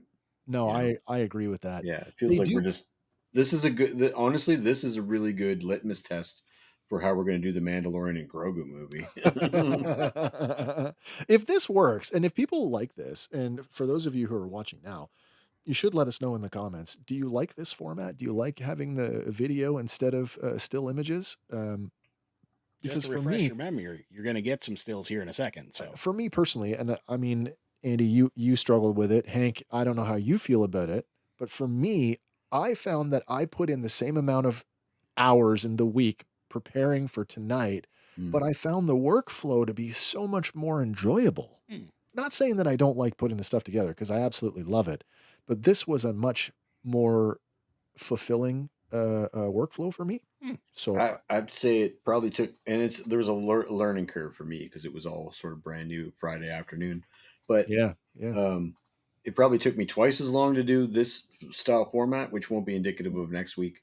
But I like the end product a lot better. Okay. So looping video is a yes for you. Yeah, and if I had more time, you'll see, honestly, when we get to mine, my first couple of videos are quite auspicious, and then I have to back off my... Yeah, there's like, how much I can't splice every thought into a video, Hank. How much do you cover? Yeah. That's a hydro spanner. Yeah. And I literally did that. I was like, hydro spanner with an arrow. That's great. Like, okay, I can't point out every time there's a wall or look, there's a blue sky. All right, let's keep the show moving. Let's turn it over for our second episode. Andy, that's over to you, sir. It is. I'm excited to be a passenger. So, yeah, you can close that, man. You don't need that open if you want. Yeah, I suppose we'll close that now. There we go. There's yours. Oh, there we are. Hey, look, it looks just like mine, only different. Yeah. So that brings us to... Nothing happened for me. What do you mean? It didn't change from the Dedra staring at me with 1 year later above her head. Oh, that's because I haven't changed it yet. Oh, okay. I'm about to. Yeah. Oh, I see. I thought you said, there you go. And I was like, what am I missing? Holy cow, it's a slide. A traditional slide. Traditional gosh, slide. I like that. So we continue with episode 2 of our 3-episode arc. This one is titled Sagrona Tima. Written again by Tony Gilroy, again directed by Ariel Kleinman. I'm sorry, I don't want to interrupt you, but do you think that's what they're going to do? Each director gets a whole arc? It would not shock me. Okay. Yeah. But this one, again, aired on April 22nd with the other two. Advertised runtime of 47 minutes. but it comes in at 37 minutes and 29 seconds. Boy, did you get it lucky I with know, that. like 10 I drew minutes the crazy almost. straw this week. But Was yours the longest, Hank? It sure was. Yeah. Oh boy. oh, Sorry, man. That's okay. synopsis here reads: Cassian caught in a rebel turf war, Mon's wedding woes mount, and the Ferrix survivors face inspection. Dun dun dun. Yeah. So we open this particular episode back on that jungle planet, right after the blow up with the Maya Pay Brigade, and we find both sides are sending people out to search the rained out fields for their fallen comrades. But meanwhile, inside Cassian's wrecked ship, which we now know that it is Cassian's wrecked ship. Yeah, the day van. Yeah, they've shackled him in there, and he's starting to take steps for his own survival. Like he's drinking raindrops from the roof. Oh yeah, I caught that. Oh yeah. And after Daisy relays back that he can't find anything, Barty calls out from beneath the prototype TIE fighter accusatorily, saying, "What did you do with Rika's body?" And the other group's like, "What the hell are you talking about? Rika's body? We didn't do anything." And then they're like, they can't find anything out there either. But they jump to the conclusion that both sides are setting a trap. And at this point, we can really see Cassian's wheels start turning as an opportunity is presenting itself. So Snee, one of the Ferrixian ship group, crawls through the mud and crawling forward finds a boot with a severed foot in it. I'm watching this with my wife, and I'm like, because it's the way it's out of frame, and he pulls it in. She pulls it into frame, and I'm like, there's nothing attached to it. I'm like, there's going to be a leg in that. There's going to be a leg in that. Oh, there's a leg in that. Yep. There's never not a leg in a boot. and it's funny this episode because it really is both sides just going back and forth doing the exact same thing. Because on the other side, Nazy, he picks up something from the ground, but then in doing so, he spies across to Snee, and he fires a blaster shot at her, which well over her head, but he uses it to run for cover of the TIE fighter. And Snee, she gets up and yells at him in Huttese. It's wicked. And returns fire. And as she runs back to the Ferrixian ship. But all members start laying down cover fire for both of their people. And both of them basically, don't shoot, it's me. And upon return, Nazy, he hands over a set of goggles to Barty and said, look, it's Rika's goggles. And likewise, Snee gets in there gasping for breath. And she's like, there was no body. I only found a boot. And he's like, well, you left it there? It's like, there was a foot inside. Yeah. So they ask, was it Crab's boot? And why'd you leave it there? It's like, well, there was still a foot, a bloody stump of a foot. Yeah, no thanks. But Cassian calls out over their bickering, imploring them, you should gather some water because it won't be raining forever. Mm-hmm. And then he points to a tarp and says, use that to catch it. And this just further demonstrates how disorganized the Maya Brigade has become without their leadership. Oh, in the last episode, he was like, it's getting dark. You guys might want to find some food and water. Yeah. It's like they don't even have basic survival skills. There's water out there somewhere. 3 days in, and they're tearing each other apart. It kind of illustrates, and we may never meet the Maya Pay woman, but like how integral her leadership was to this group. This whole thing. Yeah. Really, all bands like this rely heavily upon their, that's the people pulling the strings are obviously there for a reason. Generally, sometimes you have leaders that are just wacko. But our Maya Pay Brigade here, we actually have Sam Gilroy as Gertis, son of Tony Gilroy, best known for The Day the Earth Stood Still, the 2008 version. The one with Keanu Reeves. Yeah. Oh, wow. Okay. Also in The Bourne Legacy in 2012. Okay. And Michael Clayton in 2007. Oh, wow. Okay. Yeah. Snee is played by Gloria Obanio. She was in Dune Part 1. Oh, was she Dr. Kynes? Maybe. Oh, I bet she was. Also, Mission Impossible Dead Reckoning Part 1 and High Life back in 2018. I have to look that up. Our next guy, Fleck, is played by Sonny Poon Tip. And oddly enough, he's best known for his appearance here in Andor, a movie called Industry in 2020 and Anatomy of a Scandal in 2022. So not a lot of credits there yet. But what was her name? Gloria Obanio. Oh, no, sorry, it's not. It was Sharon Duncan Brewster that played her. But Fair enough. I was wrong. Our next guy, Plug, is played by Philip Hill Pearson, known for Tinker Tailor Soldier Spy in 2011. Oh, yeah. Warhorse 2011 and Boiling Point in 2021. Cool. Yeah. Nazis, played by Dylan Bloor, known for his work on Irvin Welsh's Crime, Shetland in 2023, and Empire of Light, also 2023. Lots of British. Yeah. Snur is played by Chicho Tech. I'm sorry if I pronounced that one wrong. But he is known for The Bike Thief in 2020 and The North Water in 2021. But continuing on here, we have Benjamin Norris playing Barty. He's an actor, writer, and producer. And probably best known for his character Trent in Netflix's Never Have I Ever. And Tony on NBC's Superstore. Okay. Oh, Superstore. Oh. Yeah. I've watched Superstore. I didn't recognize him. We've also got Samia Khan as Tick, known for The Power in 2023 and a movie called Two Big Feet, which I have never seen. No, me neither. Dylan Brady comes in as Neek, known for Mary and George in 2024, and Sebastian also in 2024. 24 was a busy year for him. Lots of stuff I have never heard of, but Aki Kotab as Musk. And this one's good because he's going to be next to the Emperor tomorrow. Yeah. With a name like Musk. I don't know. He might be hiding right now. Josh says maybe one day I'll watch Andor. I do like that. He says stupid phone. Maybe one day Alpaca. I'll watch Alpaca. Stupid. Oh, dude, you've never seen it. Oh, gotta watch it. So it is the most political Star Wars you'll ever watch. Yeah.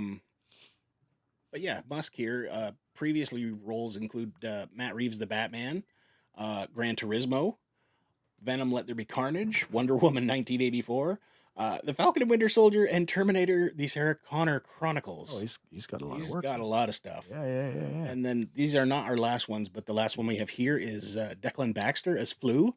Yep. Known for Fight or Flight in 2024, Good Boy in 2024, We Are Not Alone in 2022, and Ghosts in 2022. Oh, wow. Oh, you don't think it's your speed. I get it. Yeah, it's not for everybody, but like, I give it a chance. See, I don't know. That's what I wanted to say. Yeah. Like, give it a chance. Yeah. And that's what we thought in the beginning 3 episodes of season 1, right? Like, yeah, it was a long road to get where you got, but watch the first 5 minutes of episode 1 and tell me if you still think it's not for you. Yeah. With that TIE fighter sequence. Oh, in this season 2. Yeah. But if you've never watched Andor at all, if you didn't even watch season 1, then you got to watch the first 3 episodes. And that's the hook. You got to watch all 3 of them because it will leave you wanting more if you just go with one and be like, that was it. But if you can get through those first 3, I guarantee you'll be in. There'll be something that'll hook you in. Yeah. It's almost as good as Rebels. But we switched locations. That's a tough one. Yeah. But we find Dedra Meero walking to the ISB with Major Partagas, and Dedra stops them like before they enter and relays that she doesn't want this Gorman project, citing that access is where she belongs. I feel like there was a major gap in filming because Partagas, his hair is either he's wearing a wig or it's grown. It could be, yeah. It's really weird with Maybe his hat shot on. out of sequence or something. Yeah. He reminds her that she's already spent 2 years chasing Axis with nothing to show for it. And he notes there really isn't much choice if Director Krennic has already finalized everything. Like, did he give you the job? Or did he offer you the job? It's already done. Because he was almost like, I don't want to say he was championing for her, but he kind of was. Like, she was the prodigy, right? Yeah. Mm-hmm. But then, like, he gives there's a line and it's kind of submissive, or sorry, not submissive. It's dismissive. Catch them first, then make them famous. Yeah. Because she knows he's out there. Yeah. But she needs that concrete proof, right? Because right now he's still a ghost. She's made it her life's work. What about Axis? Yeah. And that's why she, hesitant to take this on. But he further insists that Gorman is a gift and she should take it and win it. And, he walks off having given her a new perspective to consider. Yeah. Oh, Josh. Haven't watched Rebels either. 7, 8, and 9 made me that mad to quit watching everything minus most of The Mandalorian and Boba Fett. Oh, well. Well, there's stuff. There's lots of good stuff out there, though, still, if you give it a chance. But like we said, they shift gears a lot in these episodes. So right now we switch over to Chandrila, where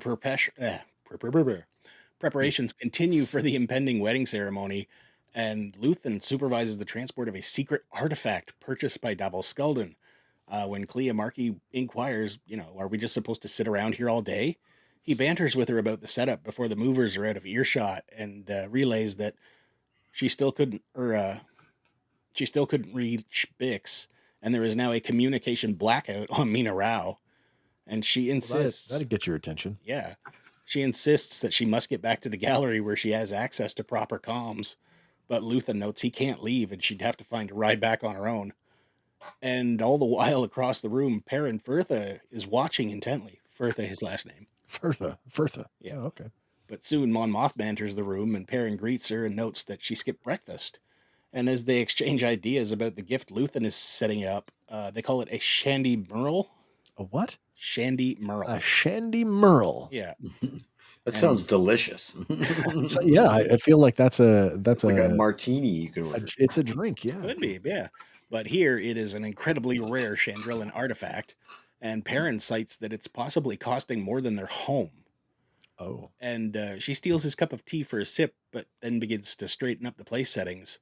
And Perrin casually tells her to tell her boyfriend to back off the nog. So like he's so like forthright with that. Your boyfriend, excuse me, what? Yeah. Like, I'm not blind. Yeah.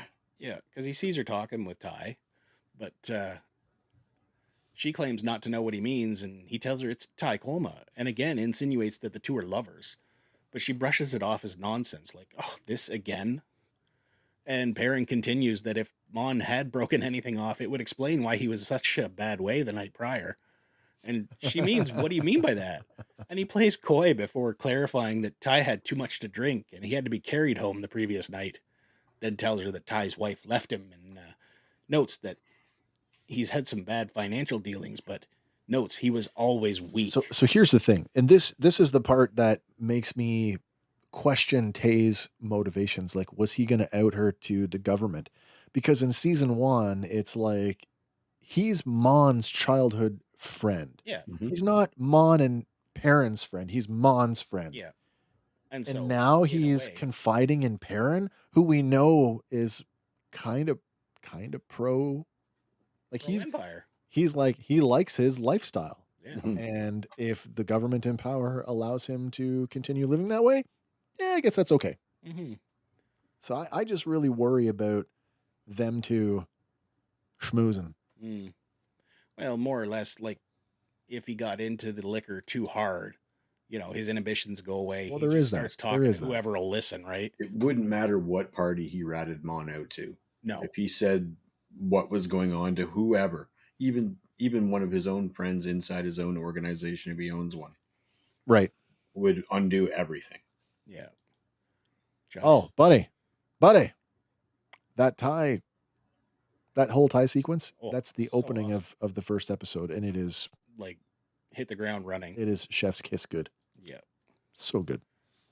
But he then turns, leaving Mon to her thoughts and tasks. So we skip again. We're going back to Mina-Rau, and just outside the general store, we get a nice visual of like the fields and whatnot. And inside, we see Kellen moving some stock around as a P1 SZE admin mech rolls around the shop. And I don't know if this is the first time we've seen them, but to me, it felt like a bit of a standout. But but I went looking, and there is a Japanese source book that lists a whole bunch of new working class droids, and he is counted among them. Nice. I wonder if that was part of Celebration this year. Could very well be. Maybe. But Kellen asks if the delivery people remember the juice this time before heading out to the mega silos, leaving Bila to continue unloading most of the recent delivery. We get some Orabesh this episode. First is the signage on the store, and it's really heavily stylized because of the metal cutout. but it reads fruit and dews, whatever those may be. I don't know. I wonder that's not the D. We talked about this. I'm like, is that maybe food? It could be if, again, like slip the keyboard, the S and the D are right there. Yeah, I mean, it's not the first time that we've seen a misprint in the Aurebesh in the production design. Yeah, you usually can sort of contextually figure out what the word's supposed to be, but like maybe deuce is a thing. I don't know. Maybe. Yeah, because it's weird that it's facing inside when it's like advertising outside. But one could be forward, one could be back. I just think contextually with where we're at, the general store, and it's fruit, and then deuce is like food. It kind of makes sense to me, but who knows? Deuce. Josh saying, I got rid of Donuts Plus. Got rid of Donuts Plus. Yes. If I find the DB for sale, I might. This phone thinks I'm fat, I swear. Nice. But Kellen makes his way through the fields, eventually arriving at the base of the silo, where we get some more Aurebesh. The grain silos all have their designations like 16D, 15F, 12N, 11Y, 12B. I like that that they just remind us that the English language does exist in Star Wars. Yep. Every once in a while we get it. Yep. But once he arrives there, Bix, Brasso, and Wilmon are working away at something within the silo that needs repair, and he relays to them that the Empire has landed and they've commenced inspections. And from the intel he's gathered, there's at least 40 on the ground and no number for how many are in the air. And he also notes that it's been 10 years since the last audit, and though Brasso is hopeful they'll split by unnoticed, Bix is less than confident. Kellen then asks about Cassian, and Bix assures him he'll be here. We then skip back over to our jungle planet, and there's a bank of fog that shrouds everything in the field between the two ships. And inside the Ferrixian ship, the rebels count out how many ration packs they have left, noting that some have gone moldy. And then while bickering if they're safe to eat, one rebel suggests they'll just give the moldy one to Cassian, who's currently drinking rainwater out of a bowl. Just to see what happens.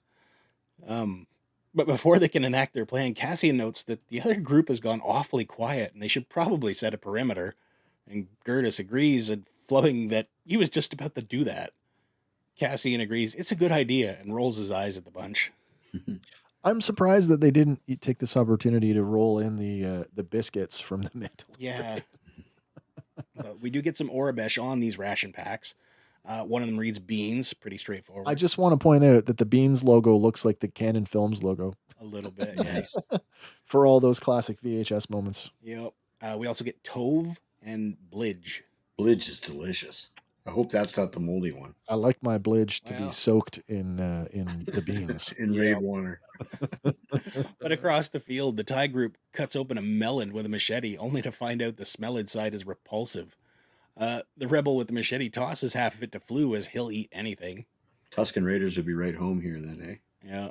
That's what it reminded me of, the black melon from... Oh my gosh, doesn't it though? Yeah. But Flu says he only ate that other stuff before because it was a dare.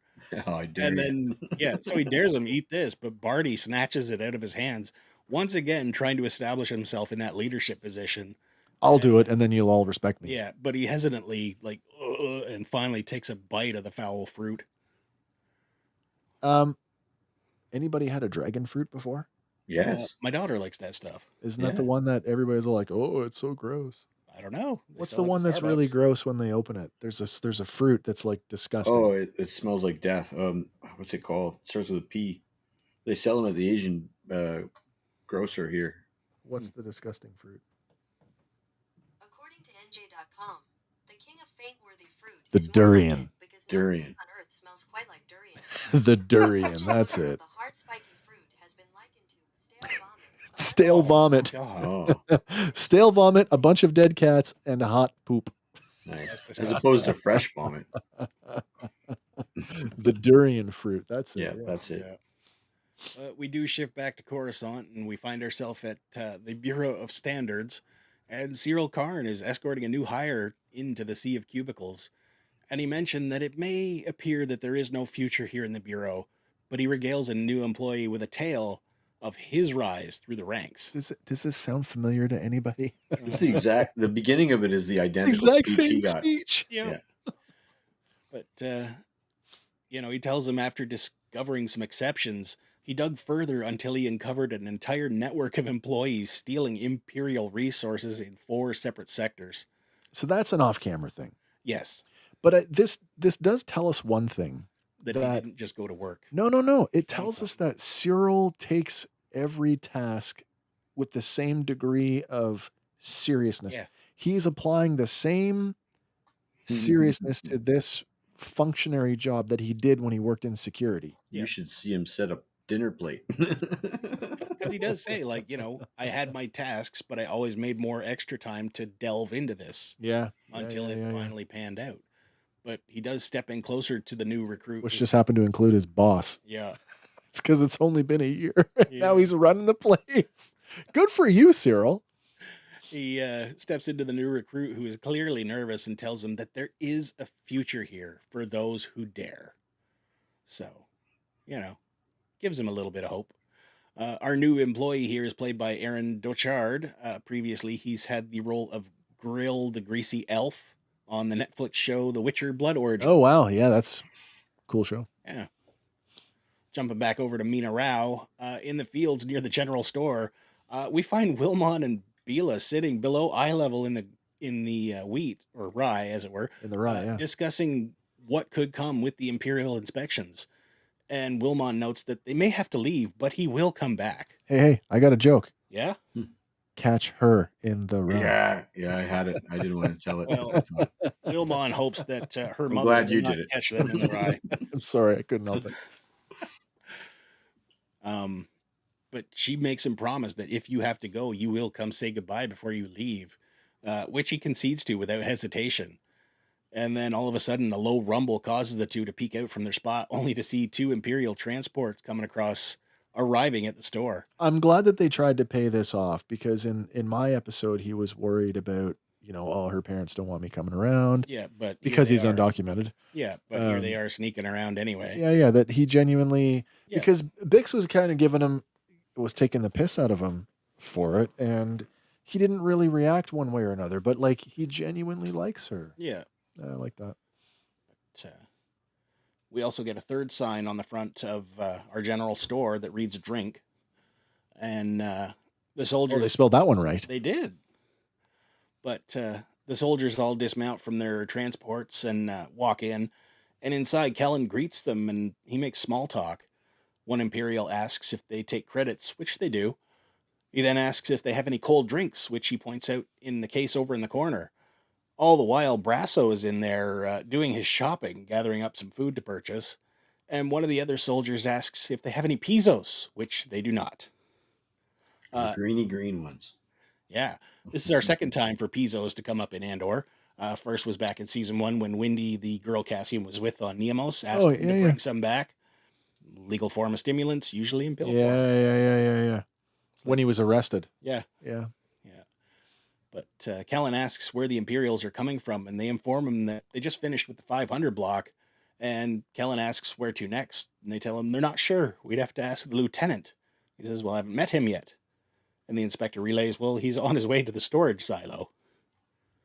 So we go outside, and we find at the base of the silo, Bix is working away on some of the machinery in there. And from behind, a voice calls out, hello! And it's the lieutenant mentioned above at the store. Yep. But Bix puts her tools down and greets the Imperial agent, who begins to make polite conversation about life on the planet, the city of Rau, and how they had a pleasant meal there the evening before. The lieutenant's conversation really quickly steers to inviting her to join him for dinner, as he'll only be on planet for a couple of days. And she politely refuses, citing that her husband wouldn't approve. But he, where is he? And she says he's off planet. And then as she vents some steam on the machinery, it rumbles to life.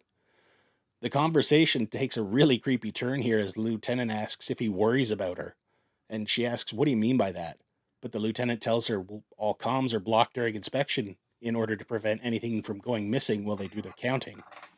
And Bix cites that that's good to know. I know this this bit with him takes a turn for the worse, but this early in their interaction, I just want to point out that, like, in retrospect, his job as He's a lieutenant, so he's a low-level guy as a functionary. And imagine your job is to go and audit planets for stuff. Yeah. He's done this countless times. This is not the first young woman that he's approached this way. There's just no way no way. No way. You don't do that. And like, he's quick to it, right? It's like, okay, yeah. Right out the gate. for a few days. I've talked to you for 40 seconds, and by the way, let's have a meal. Yep. Oh boy. But before the lieutenant can speak any further, Brasso calls to Bix, calling her Darla, asking if she's done, and she replies yes. And Brasso loads his purchases onto a speeder, asking, the lieutenant asks him, where are you based? And they, tell him, I think 200 block or something like that. Yeah. But he says it was nice meeting them, and then heads off. Bix, she keeps her eye fixed on him as he leaves, and then exchanges a worried glance with Brasso. We do get our name in the credits this episode. It is Lieutenant Kroll, played by Alex Waldman. Yep. You may have seen him before in the 2017 film Julius Caesar as Brutus. Ooh. Don't think I saw that one, but yeah, I could picture him as a brute. From Brutus to brutal. Yeah. Yeah. We jump back to Chandrila, and we find a group of people making their way up a mountain path. Led by a Sherpa, the wedding party, it turns out, makes their way towards the top of the mountain. And paired off, we see Perrin and Davo in the lead, followed by Lita and Stekken, Runai Skalden and Aunt Squidna, and finally Mon Mothma and Val Sartha. Another beautiful location shoot, by the way. This is so beautiful. The men chat about the mountain and how the hunting had begun there, even with signs to deter poachers, which Davo apparently often ignored in his youth. Lita tells Stekken about how she always wanted to see the top of the mountain, but was never permitted to. Mon waits for Val to catch up and asks if she's having fun.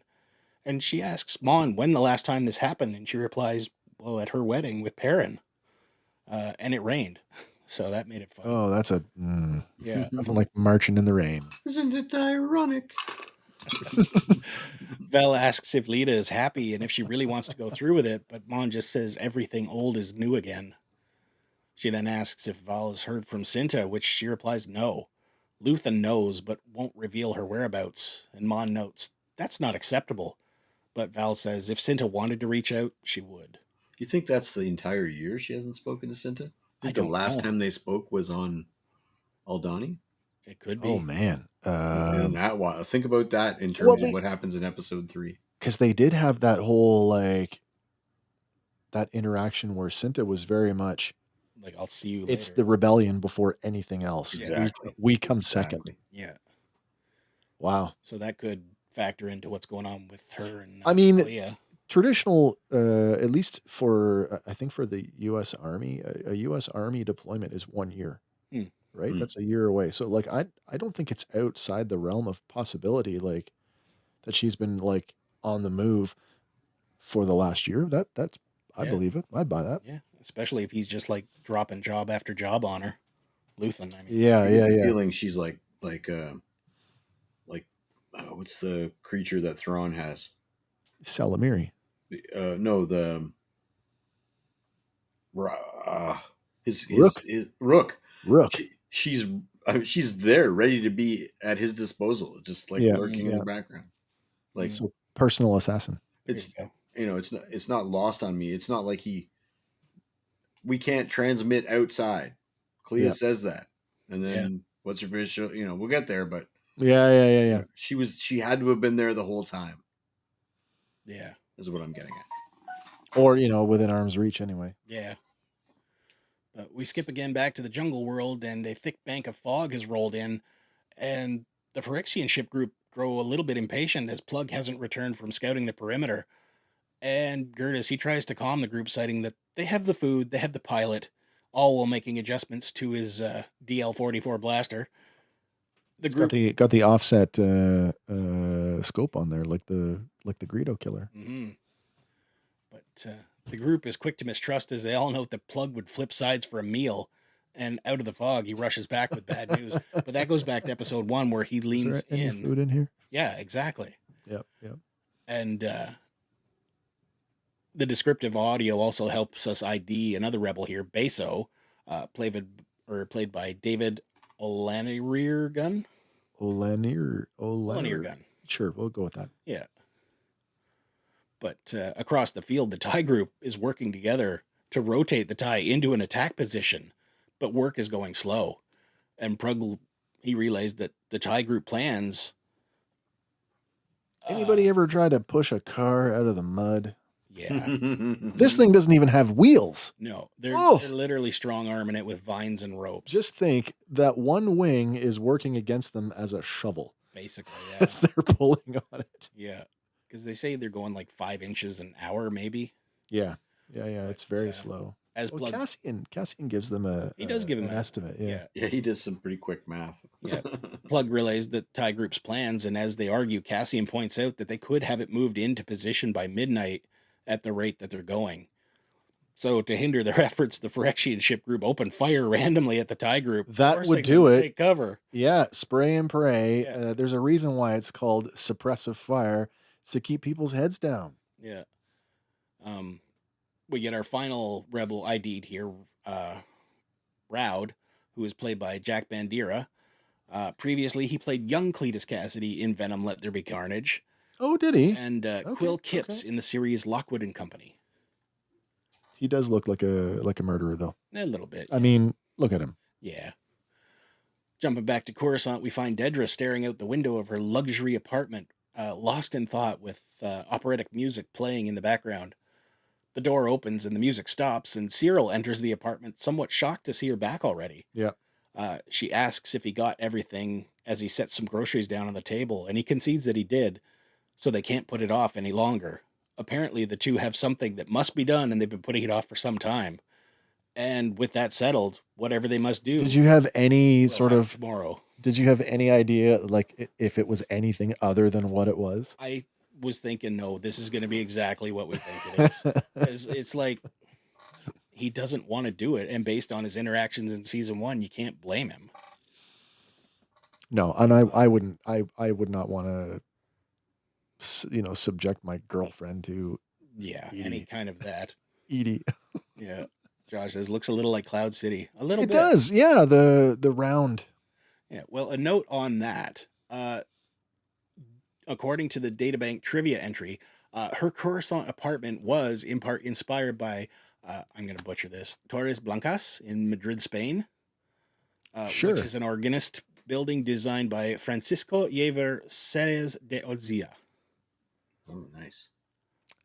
That's a mouthful, man. So like real world, inspirations, as well as her dining room table was modeled off a 1970s prototype that the set director Rebecca Alleyway found in a magazine. Well, I mean, Star Wars always looks the best when it looks like the 70s. Yeah.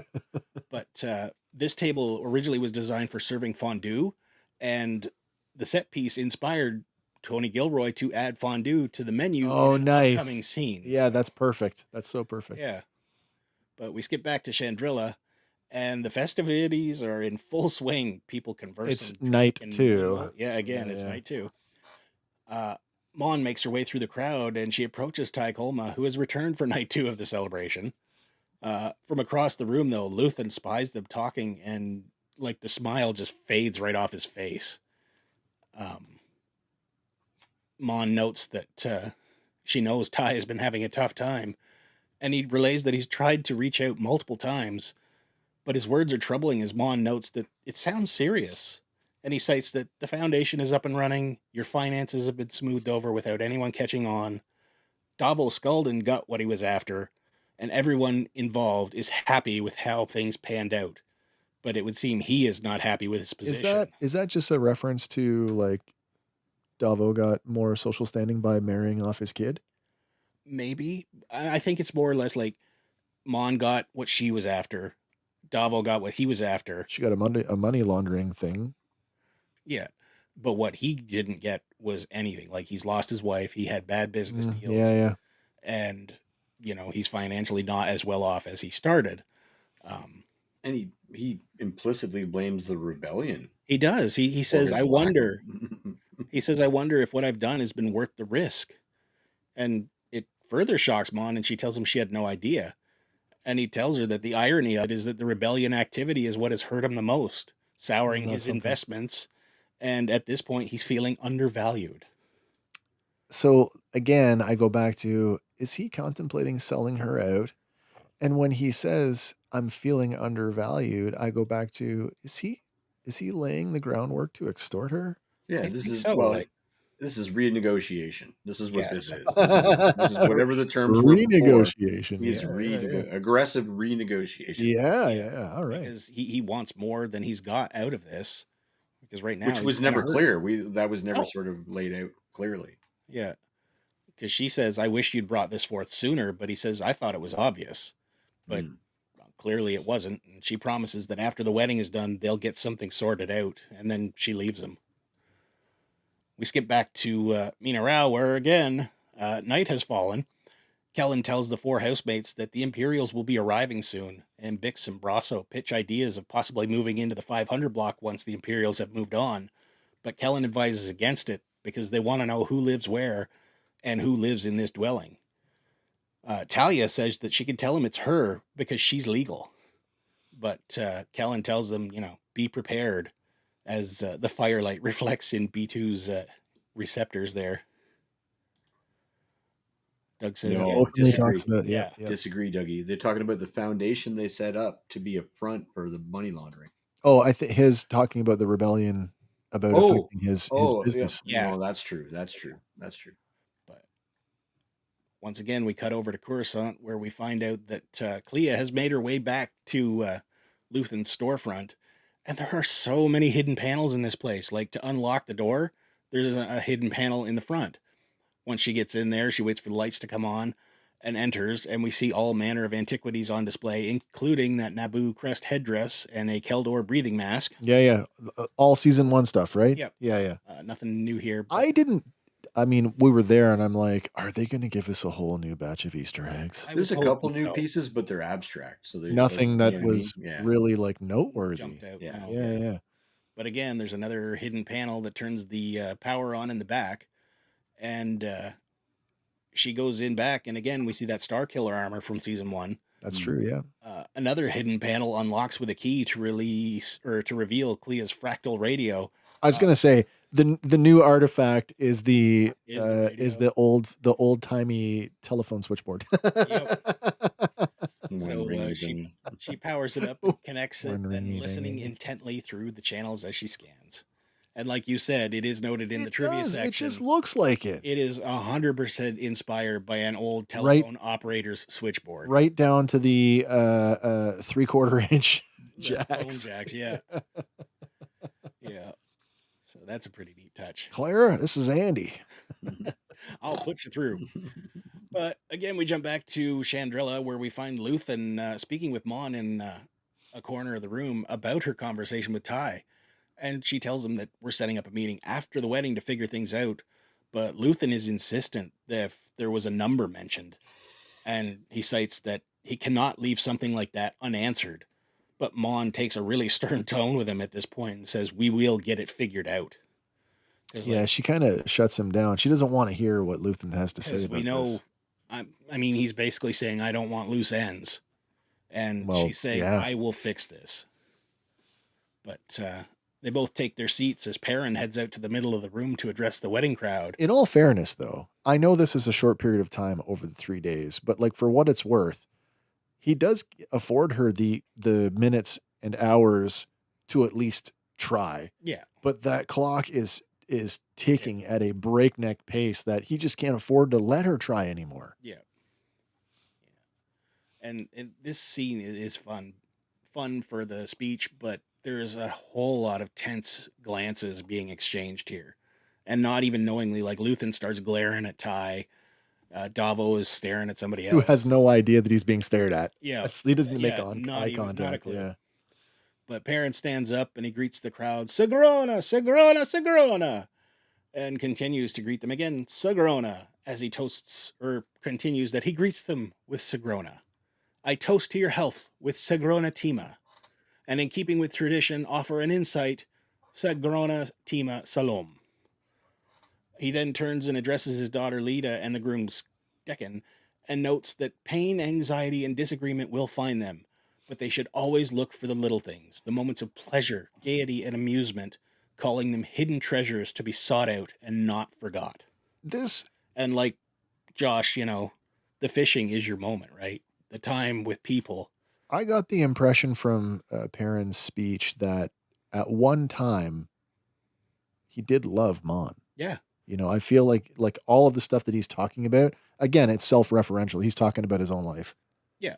And it hits Mon too, because when he says, look for that moment where you see the music underneath all the sadness. Yeah. And, hold on to those moments. And that will take root later on. That's we had that once. To me, he's kind of like talking like the guy who knows what the Matrix is, but would rather sit back and eat the Oh steak. my gosh, yeah. Kind of dressed that way too. I could see him being the Merovingian. The Merovingian, oh yeah. But we do skip back over to the jungle planet where, just like here, night has fallen, and the two groups are just hurling insults and barbs at each other through the fog. And Gertis calls out asking what your plan is. You plan to shoot the pilot? And he calls out that they'll starve before long and they can't live off the local melons. The TIE group's like, how do they know we're eating the melons? And there's like, they've been spying on us. But Barty calls back if the Phyrexian group is backing down. But Gertis replies, no, I'm issuing a challenge. So...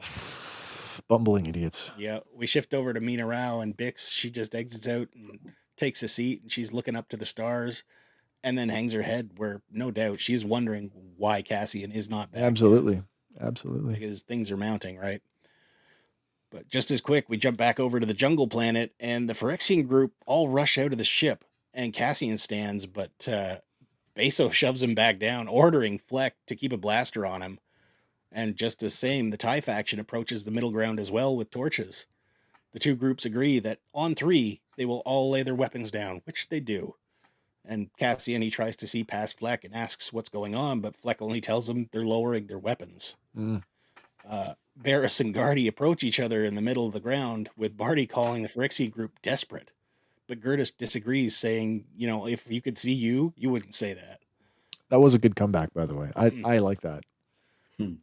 Barty then tells him 5 hands, Roski rules, and Gertis echoes this and makes sure all the members hear it. Cassian asks Fleck, what does that mean? And he says, total submission. So all the marbles. I'm like, I said that as I was watching this unfold, I turned to Kim and I'm like, circle of death? Like, is that what we're going to do? There's some kind of pit fight? Yeah. Is that what we're doing here? Like, I will battle you for leadership. Yeah. But rock, the two paper, factions. scissors. No. Rock, paper, scissors, lizard Spock. Yeah. So the two faction leaders choose their seconds who come forward. Raud for Barty and Beso for Garrus. And they step forward, taking their place beside each leader, and the rest of the group move in for a better view. Cassian is glanced at by Fleck once, but then he turns his main attention back to the group. And sensing his opportunity, he slides a box away from a panel with his foot. And the 4 men in the middle commence pounding their fists on their hands in what equates to a game of... rock, paper, scissors, lizard, Spock. Yeah. But instead they make hand gestures like snake and claws. Yeah. And there's a couple other ones I didn't quite catch, but... seizing the opportunity, Cassian kicks open the panel, revealing a blaster with which... No. The Briar pistol. Yes. But he takes and shoots the tether and then takes aim at Fleck, forcing him to drop his blaster. Cassian then ties up Fleck and gags him and threatens to shoot him if he moves. And at this point, I still didn't clue in that this was Cassian's ship. Oh yeah. So I'm like, fuck, that's pretty lucky. He found that in there. Well, I mean, that again, it's his Briar pistol from season 1, right? So I was like, of course this is his ship. But again, like, still not cluing in. He goes to the front of the ship and retrieves a mini fractal radio from an overhead compartment at the front. I have to admit, because it's not immediately clear, when he's fumbling through the thing to grab the thing, I'm like, is that the manifesto? Oh. It's not, but I thought it could be. I thought it was the folded up Polaroid camera that Nemec used for the manifesto. I still want that thing to make an appearance, by the way. It has to. But he takes a quick look out the door, and giving one last glance to Fleck, he rushes out into the foliage surrounding the clearing. The two factions continue their contest as Cassian slips past them unnoticed, but he stops in his tracks at the sound of snapping branches and a low rumble. The rumble grows into a roar, and stopping the contest, they look around for the source of the sound, but out of the forest, a great beast with four large tusks rampages right through the middle of the group, swallowing Barty and Garrus before disappearing back into the like dense just jungle. gone. Yeah. The rebels all scramble for their weapons and begin blasting indiscriminately into the forest. They did. Did you get the beastie stuff? I did. You did. Okay, perfect. Yep. But amidst the chaos, Cassian, he pushes forward through the brush, making his way to the TIE fighter. Inside, though, the rebel flu is blocking the entry ramp, and it's only for a moment before Cassian drops him and then tosses his body to the ground. Which, again, these guys are rebels too. So Cassian is... They're not very good ones. No, but even still, they're blocking his mission, right? What kind of jobs do you think that they let these guys do? Yeah, because they clearly can't secure a prisoner. But meanwhile, Fleck is now still bound and gagged. He starts running towards the group, crying out that the pilot has escaped. But it's too late, and Cassian begins to lift off. As the rebels fire at him with no effect, the TIE begins to rise above trees, and the rebels lower their weapons, once again stranded on this jungle planet. The TIE makes a wobbly ascent, streaking skyward past a couple familiar sights of temples, heading back into space past the gas giant Yavin. We cut to black. Did we know that there were multiple temples? I don't know for sure. Did we? Yes. I personally didn't, but I couldn't recall seeing many. Maybe I don't know if we've seen them multiple temples before, but it's certainly implied. Luke sets up his academy there in the legend. Yeah, that's right. Yeah. That's right. But as it would turn out, yes, the jungle planet is actually Yavin 4. Yeah. The future home base of the rebellion, which means that the melons the group were eating are actually Yavin 4 melons. Yeah. And as well as this hippo-like creature is a Yavinian Dudar, which was created, or it was named... Scarier than it sounds. It was named after its designer, Alexander Dudar. Oh, cool. So, yeah. I'd take a Star Wars beastie named after me. Mm-hmm. And with that, I pass the reins along to Hank. Oh my God. This episode, this ending, just, again, I hate to harp on, well, I don't really. It just stresses the importance of leadership. Oh, 100%. And now that it's out now, this is Yavin 4. And this whole idea of, like, why did we choose Yavin 4? Obviously, Cassian's going to remember this, and Cassian is the instrument of, like, hey, I know a place. Yeah. Dude, isn't that awesome? It's like you'd think it's backwards, but it's actually, yeah. Because, like, they've been there for a few days. Nobody's come to get them. It's out of the way. It's remote. Yeah. Perfect setup. Can you guys entertain these 6 lovely people while I take a bathroom break real quick? Oh my gosh, yeah, of course we can. We can totally do that. I want to see, Josh had a comment earlier. He said that I hate the mail. I ordered a classified series Outback last Monday, and all it says is it's on the way. It's my figure. I want it now. Can't blame you. That is an awesome figure. I just picked up 2 today. I got this guy loose from a friend of mine. I got a classified series Torpedo, which I quite like. Mm-hmm. And then what else did I get today? I got Dusty. I got Dusty. So I do have to ask though, Josh, did you get regular Outback or Tiger Force Outback? I guess I'm too old for that. Tiger Force does nothing for me. Tiger Force is good for me. I had Dusty Tiger Force. I was talking to some friends of mine who said the same thing. Like Tiger Force was sort of their way in. Yeah. Oh, thanks, man. I like them. Regular, awesome figure. He is a pretty cool figure. Yeah.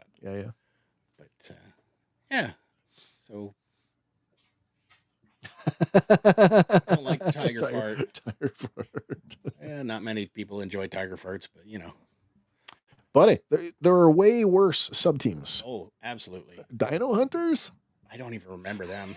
I do remember Battle Force 2000 though. Battle Force 2000 was. I kind of dug the whole thing when you got all the vehicles. You made like a modular base thing. Yeah. It was a nice idea. But yeah, Yavin 4. Who knew? What was the thing you sent me today? I wish we could show that off. You sent me a picture today of all the canonical trooper types. Yeah, and that was it's a cool. little bit out of date now because again we're adding more. Celebration says nope, you forgot one. Yep, but it is pretty. I did not expect there to be that many trooper types. Some of them are must be like, because some of them are like, one of them is actually a Black Series figure, which I'm surprised because there's actual footage you could have used from something else to show it. But others are like, they're like drawings. So it must be like from other media. They haven't just appeared on screen before. So it's coming from book, comic. Yeah, exactly. Visual media. Exactly.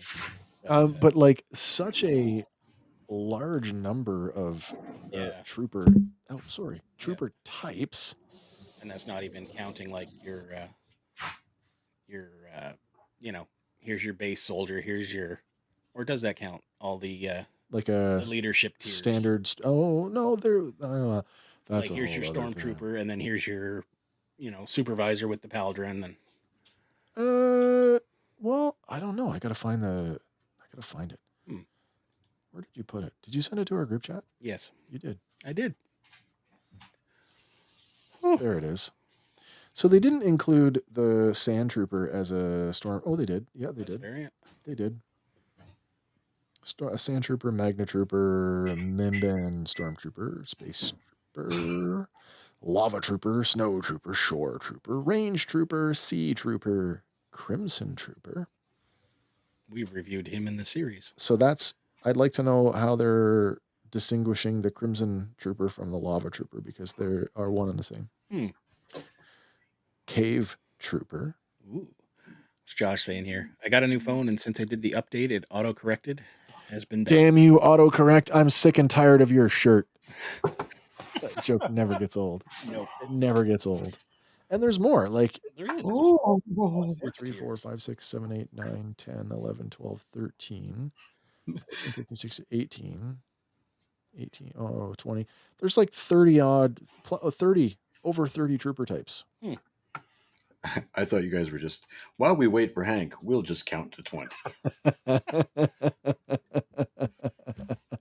I'm boring sometimes. I don't think I'm that boring, am I? Just make you oh man, I appreciate the bathroom break. It's been a long one. We're at 2.5 hours. We got one more episode to go. Yes, and sir. For the 6 of you that have held on, yes, thank solid. you so much. Thank you so much. Now that you've seen the two style, I mean, obviously you've seen our style, our slideshow style before. What do you guys think? Video loops or still images? A mixture of both? Yeah. Do you like what we're doing? Let them see my train wreck before they decide. I'm ready for you, man. So I just click a video and it'll play. Yeah, buddy. You just click on the scene. And I just want to pause it. There it is. There okay. We go. Episode 3, same air date. We don't need to cover that stuff. Nope. Same director, Ariel Kleiman, and where are we? Started playing again, and written by Tony Gilroy. That's as good as my skills get. Runtime is 45:05 without bookends, so 2 minutes longer than your episode, Wes. Not a crazy deal. 55:17 without, but that's 10 minutes. 10 minutes and like I don't know, 12 seconds of bookends. That's all. Yeah. It's a lot of material. It's a lot. It's a lot of material.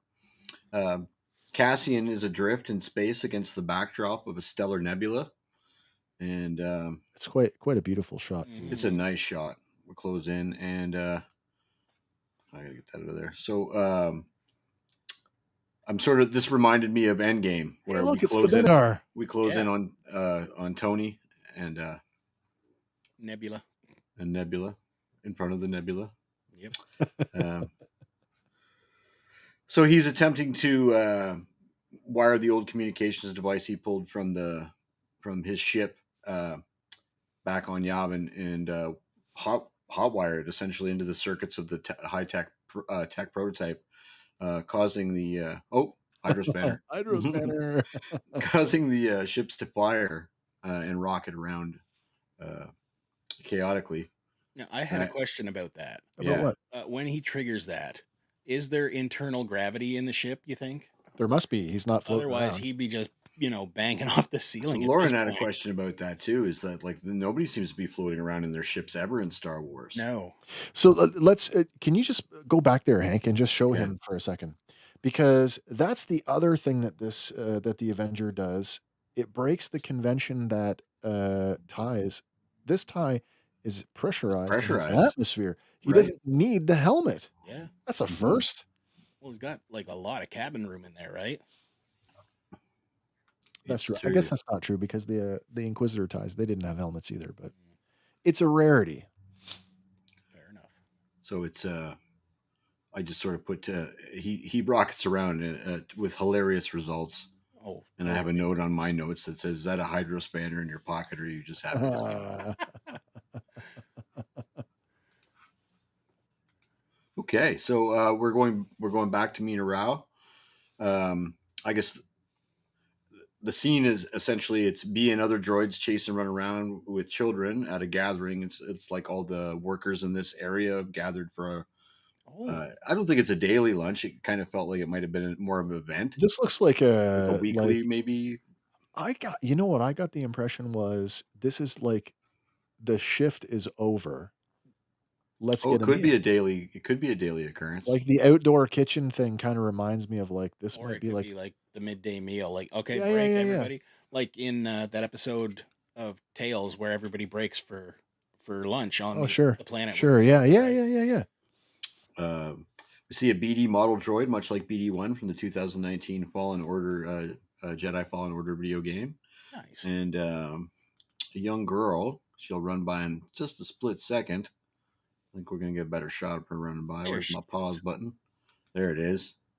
And so we get a. This is really cool to me. It's like a toy within a world where we collect toys of that world. Yeah. Where is it? Here's my notes here.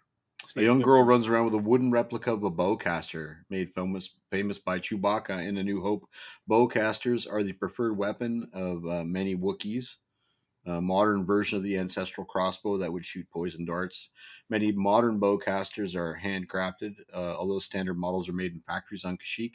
Too heavy for most humanoids to fire accurately for long periods, bowcasters boasted ridiculous firepower, hurling plasma engulfed projectiles with a high rate of accuracy and damage. And my notes fail to get that extensive ever again. It's basically the Nerf blaster of a bowcaster.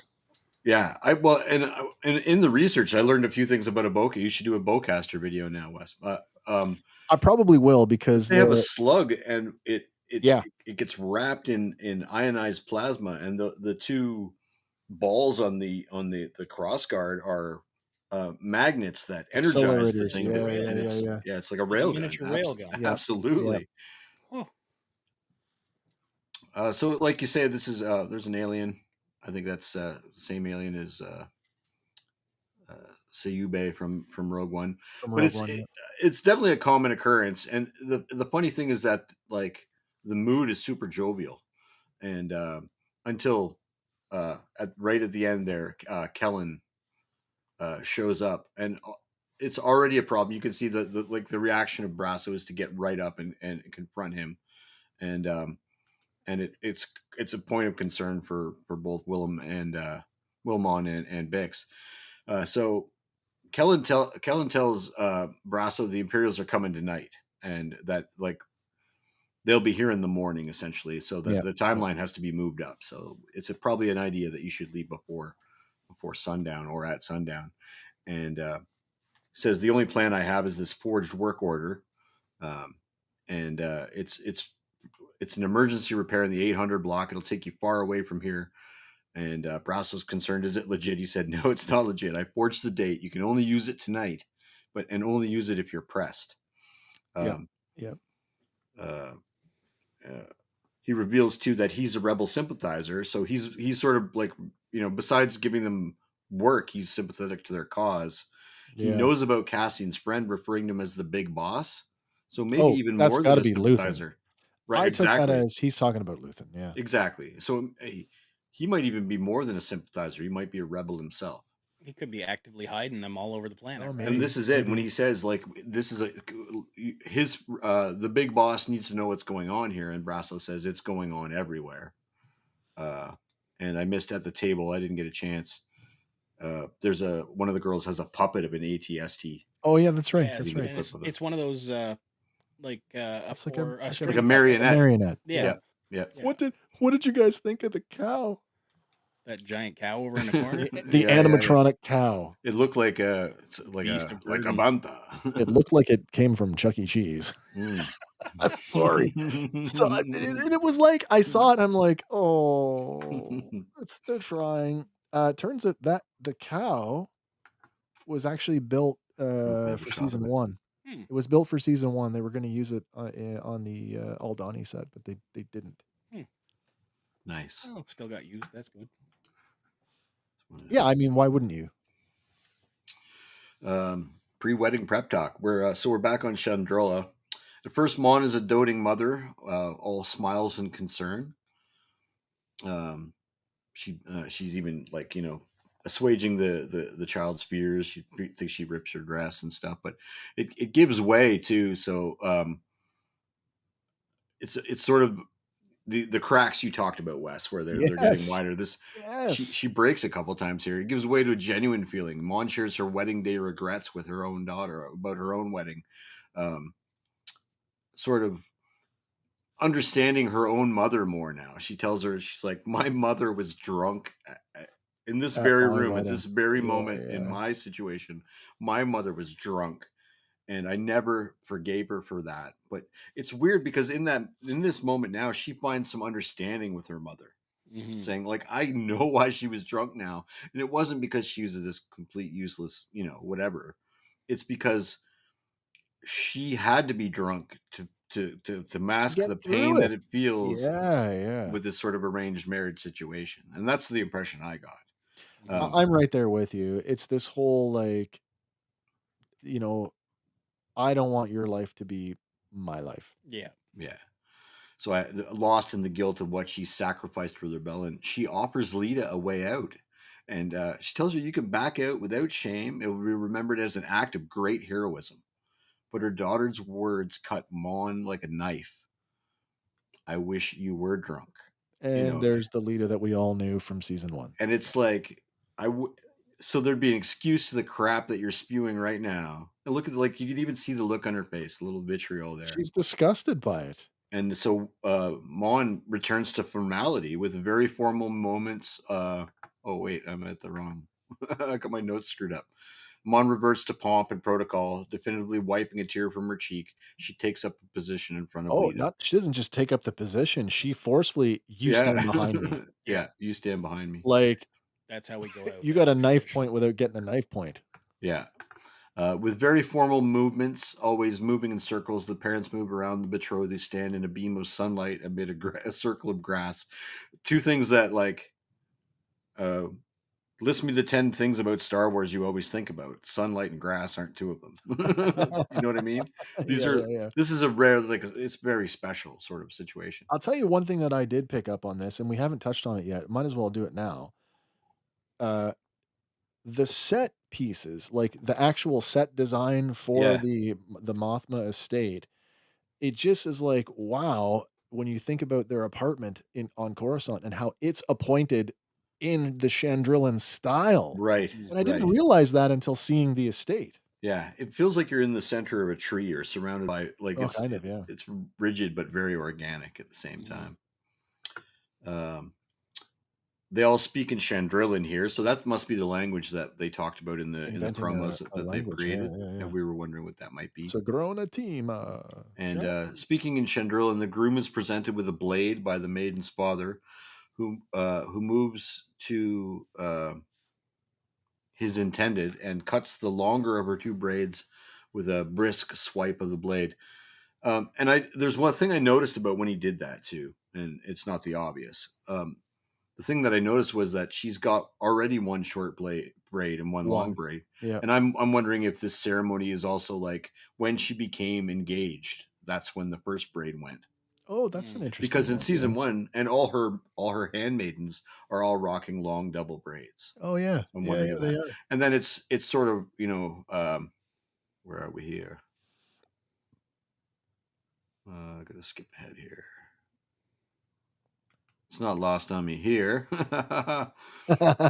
Yeah, that yeah. this mirrors the Padawan graduation ritual where the Padawan braid is cut.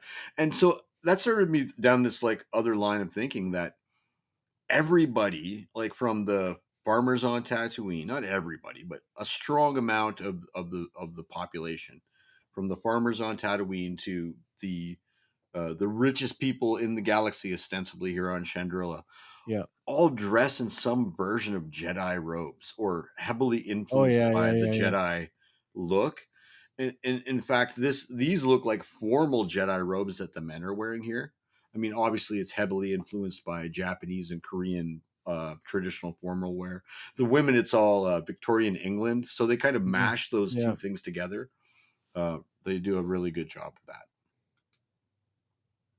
And the look on Mon's face when the deed is done is it's so final. She's horrified. Yeah. My dinner with Dedra. I love it. This is the only place I didn't go kind of linear because it's almost its self-contained story here. It kind of is like it doesn't have a through line the way the rest of the arcs weave together and then come to a head at the end. So I kind of covered this all at once. Dedra and Syril methodically plot a dinner party. It seems so out of place for her in this moment, right? This smile, I'm glad I paused it here. Look at that smile.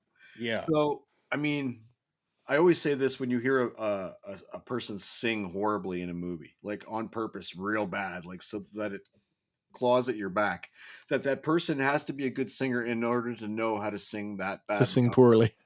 And so that fake smile is some acting because everybody can smile genuinely and everybody can like have a stoic face, but to put that on with the eyes behind that, that's some acting for me. I'm sorry.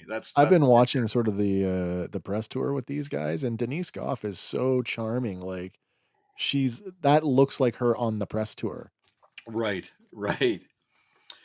They methodically plot out dinner as if one of their machinations. It's fun to watch them be what passes for normal to them, obsessing over perfection. We see how alike they actually are. But at the same time, like in the last episode there, when they were plotting for this, after she basically lays down the law, like we're doing this. Look how OCD he is. Yeah.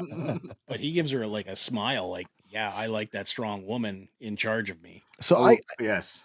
This is going to sound stupid because I'm obsessing over the fork. Yeah. I don't think he did the fork for his own OCD. He did it because he knows he'll get cut down about it by his mother. 100%. Any reason to chop 100%. Yeah. The couple waits, and this is so funny to me. The couple waits intensely for their guest, and just the next scene, when like she's nervously I don't think that's nerves. I think it's like calculating. But the way that they're not looking at one another, they're not communicating. They're just standing there waiting. Like they're both playing they're in their heads. Yeah. It's the mental prep. So I have an argument here, and it begins with this scene, and by the end of the Dedra thing, I don't know if it. Yes, I believe there's some sort of romantic relationship going on. Oh, I do for sure. It's not like anything we've ever been privy to or experienced or maybe even read about, because this feels more like a military, like especially soon it'll feel much more like that, especially the last part of the scene. But it feels more like this is what a Vulcan marriage looks like. Yeah, that's sort of what I'm getting at. Yeah, absolutely. And it kind of from where we left them last year, right? Like for the majority of season 1, she just get away from me, you weirdo. Yeah. And then he saves her in the last episode. I mean, look at how they met. He was disgraced. He was at that point working as a functionary in the Bureau of Statistics. Yeah.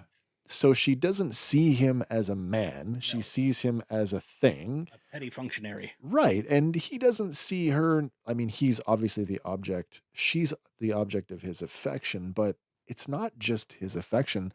They're both so driven to find Cassian. It's only in that moment where he saves her that she sees him as a person. Yeah.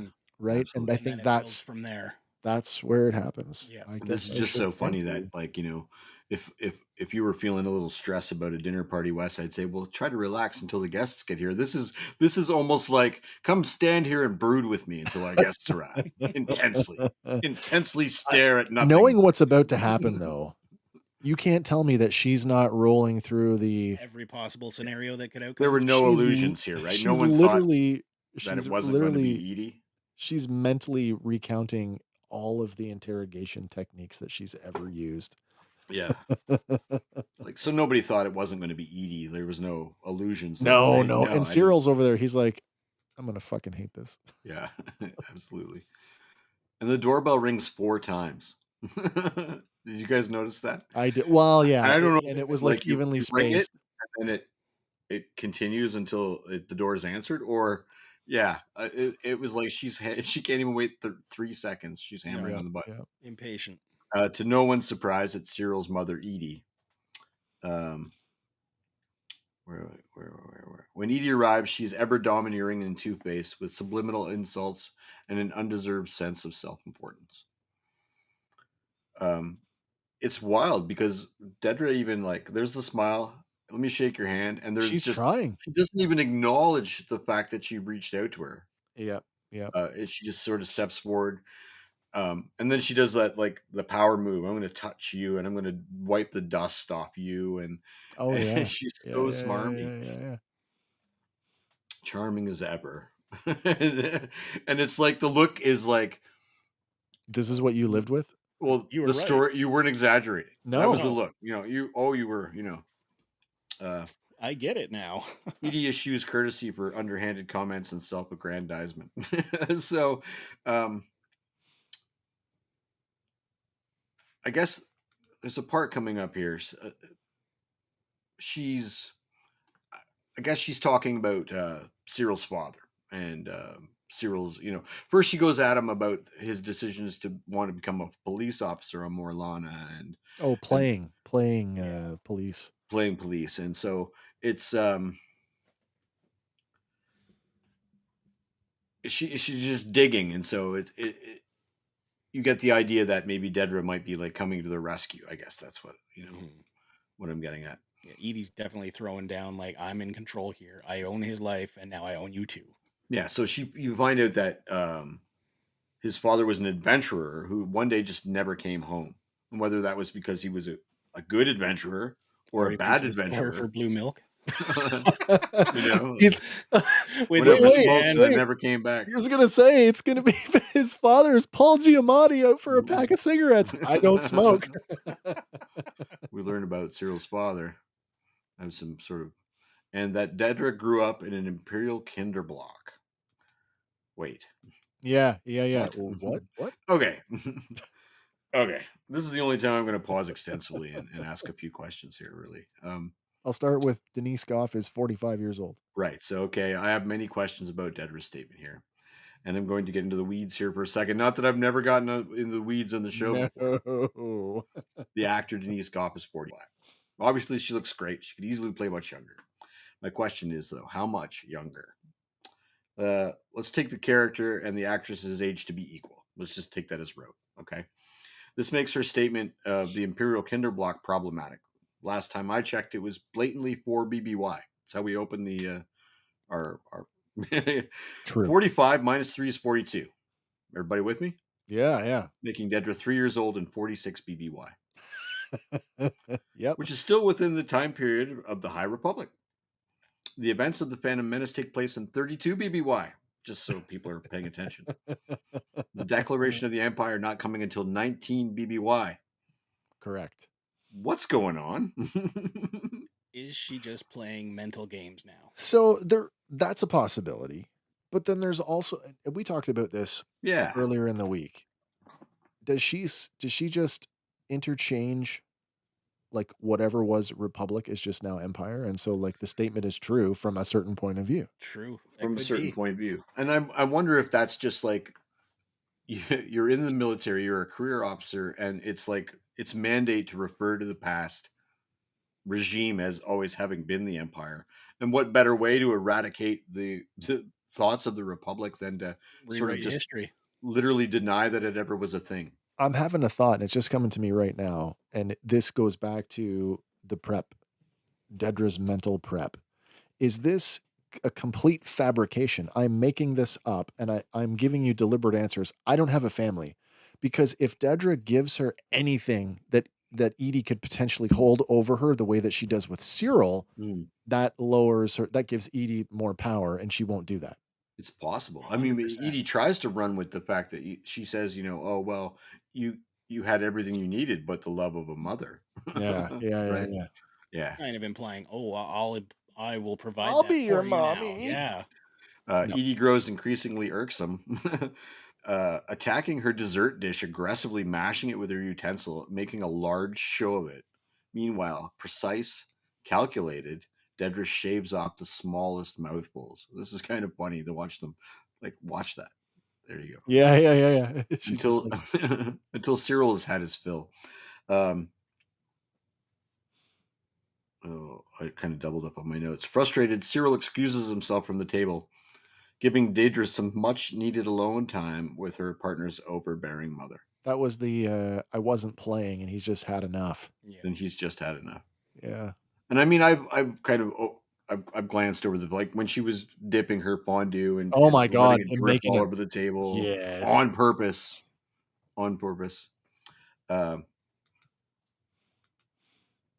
Dedra is a high-ranking ISB officer, and it's easy to forget that in a moment like this. I mean, there were some amazing musical cues when they were getting dressed. Yep. And I thought I was watching an episode of The Love Boat, or it was like that smooth kind of like electronic jazz. It's just funny. Dedra is not to be trifled with. No. She coldly explains to Edie that how she is in control now, and to never, ever use Uncle Harlow as a bragging right again, because basically, it's like her wording here. I don't want to. I'm just going to paraphrase. I didn't write any dialogue down this time, but the dialogue here is just so perfect. Like, I have a plan, and by that I mean, I don't want you to think that it's a plan insofar as that you have any choice to alter it. This is what's going to happen. And Cyril's level of involvement in your life will be directly disproportional to the amount of anxiety you induce in ours. And I'm holy cow. Savage on her. Holy cow. So you talk about the love story that we've never seen, and I think that speaks directly to the love that she genuinely has for Syril, and you can frame it this way. I, Dedra, am not going to allow you, Edie, to diminish him any more than you already have. Yeah. You won't do that anymore. I agree with that sentiment, absolutely, but I don't agree with her intent being love. You don't think so? No, I'll tell you, and really? we'll get there in a split second too. But I actually think so what she's done is just replaced her, supplanted her. Now she's Cyril's mother. Oh, now, you never want to be married to your mom. No, but I don't think it's. I got an argument that it's maybe not as much of a romantic relationship as we think, because Syril, in his position, is able to do her Axis work outside, and then you look at the way that they act like employees, like she's firmly in charge. And there's a moment that comes up here where she drinks coffee at her, and it's awesome. Yeah. Just little acting bits here. Like look how she's so reserved. Edie's never been this way. Yeah. You find out that Syril actually went in the bedroom to lay down. Oh yeah, and he's just all like a little. He's just gone. There's no wall there to you could get caught at any moment. He's gone to sook. I'll tell you what's missing, and I actually am disappointed, but then it could be intentional. There's no action figures in the bedroom. She's secretly been getting rid of them. So maybe Dedra's like, no. This is a toy-free relationship, which wouldn't work for any of us. With Edie brought to heel, it's clear who's in charge here. So And she's done her homework too, right? Like she's hurling facts, like when she says you can't hold Harlow over him anymore oh because yeah, he's a Oh my convicted god, something or yeah, other. yeah. I've and looked at Like his I'm an security ISP file. agent, and I will just yeah, I'll she has make that. all the info she needs on Edie and everyone in her circle. And assuming if there's any wealth, that's where it comes from. Yeah. For Edie, any Yeah, comfort in yeah, her yeah. life would come directly from. And is Uncle Harlow an uncle, or is he like a benefactor? Kind of situation. Who would want to put up Is with it that, her though? uncle? Is it Cyril's uncle? Like, Right. who is this Uncle Harlow? But the thing for me here at the end is you hear a little chortle of laughter, and it raises. Syril goes, "What? Wait a minute. That's a different mood than I laughed a few minutes ago." And he comes out of the room and he fixes his hair, and his mother's literally turned heel, completely different She's person. I she's heard you're doing already so well, and Dedra's telling me you're doing great at yeah, this, and yeah, you got a playing into the promotion, and role. I love you, and you're doing so good. And this is the moment where I think this might not be the relationship that we think it is. She looks at Syril when addressing the room and says, "Perhaps more cakes." And just watch what Syril does here. The squint. He's Well, staring it's at her the like, whole like "Wait a minute." And I then he think just gets up and he does what she told him to he do. does, but And then she power drinks coffee at the mother. And I'm like, she just I lifted her genuinely leg and peed all over that tree. I do think that they have a love for each other. I just think that he is shocked that this is the first person in my life that's ever he's wondering, "What the fuck just happened?" Yeah, like Because nobody has ever been my able to mother has defend her. never acted this way with anybody ever. No. The way she gave him that order without it being an order, and the way he just went, "I'm Yeah, going to I'm take gonna care go of do that right now." that. More calf? I think Yes, we should have more. there is some like subtext there, I think. I Perhaps. I am definitely interested to see how this plays out because Mhm. in season 1, I was all for do not ship these 2. I didn't want that to happen. Right. But here it is, here we are, and they've done that, and I am of the belief that there is a love, and I hope that that element is explored a little bit more. Mhm. We'll see what happens this week, I guess. Yep. So Cassian finally makes contact with Clea, and this is interesting to me too. And this is why I say, is Cassian? There's two things in this scene that make me go, okay. We talked about him drinking the Kool-Aid and talking the talk, and obviously he's walking. He stole the TIE fighter. He's walking the walk too. But it's interesting that the first person that he calls isn't home, and that it's the boss. So yeah, I'm drinking the Kool-Aid. This is the order of operations. I don't just call home and expose the plot. I Mission have to go. first. I have to go through these Mission first. things. Uh, Clea says the Imperials are running a census spot check. You can't go home. When his instinct is, I just want to go home. It speaks to his level of commitment that he calls work before home. But then, of course, he'll rush off to save them. He shuts the communications off. Well, yeah, because like you can't call them. Why can't I call them? You just can't. Luke Skywalker much? That's that decision. I'm going to rush off to face my friends. So Can you back up for a second? I can, yeah. Just to that there. Just hold it right there. Sure. Sorry, this isn't about him rushing off. Just another technical detail. All of the triangular, like the internal geometry here. Yeah, they're all panels. When they said that the TIE Whisper was partly inspired, and again, this is just coming to me now. I wonder if one of those, like I think of the Sith Wayfinder, it was also triangular. Right? I know that he had it hardwired to like a table in the ship, but like it just looks like it could fit. You take the panel off and it fits in there somewhere. Yeah, right. You know what I mean? Just a thought. It's possible. Luke Skywalker much. Yeah. Back on Mina-Rau, the Ferrix team continues to pack with the plans to move out at dusk. Brasso volunteers to talk to B. It's a pretty short slide. It's funny, Bix is concerned with normal things like, you didn't clean these tools, Wilman? Yeah. Oh, did you catch that? What's that? Jawa Ion Blaster. Oh, nice. He picks it up off the table and the giant muzzle.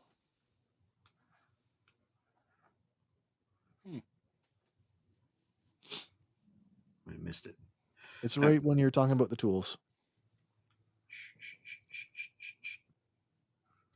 All right. here somewhere. Why didn't you clean your tools? Right. It's laying there. He's going to pick it up here in a second. Oh, well, he does do it. Yeah. I might have cut it.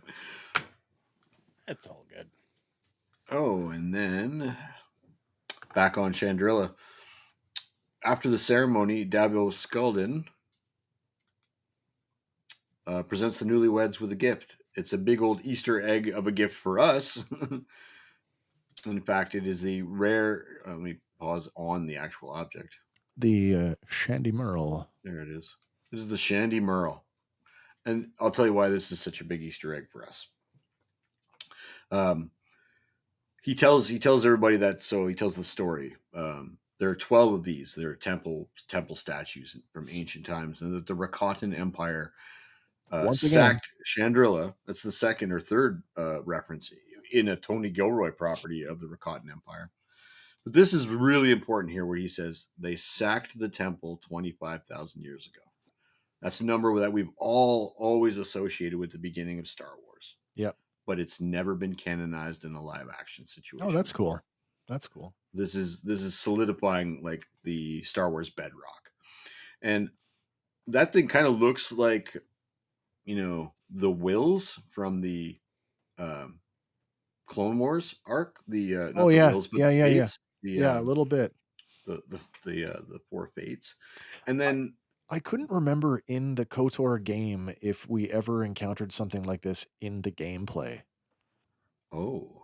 Do you know what I mean? Like if there was a statue like that, because we do go to some funky temples. It's been years. Yeah.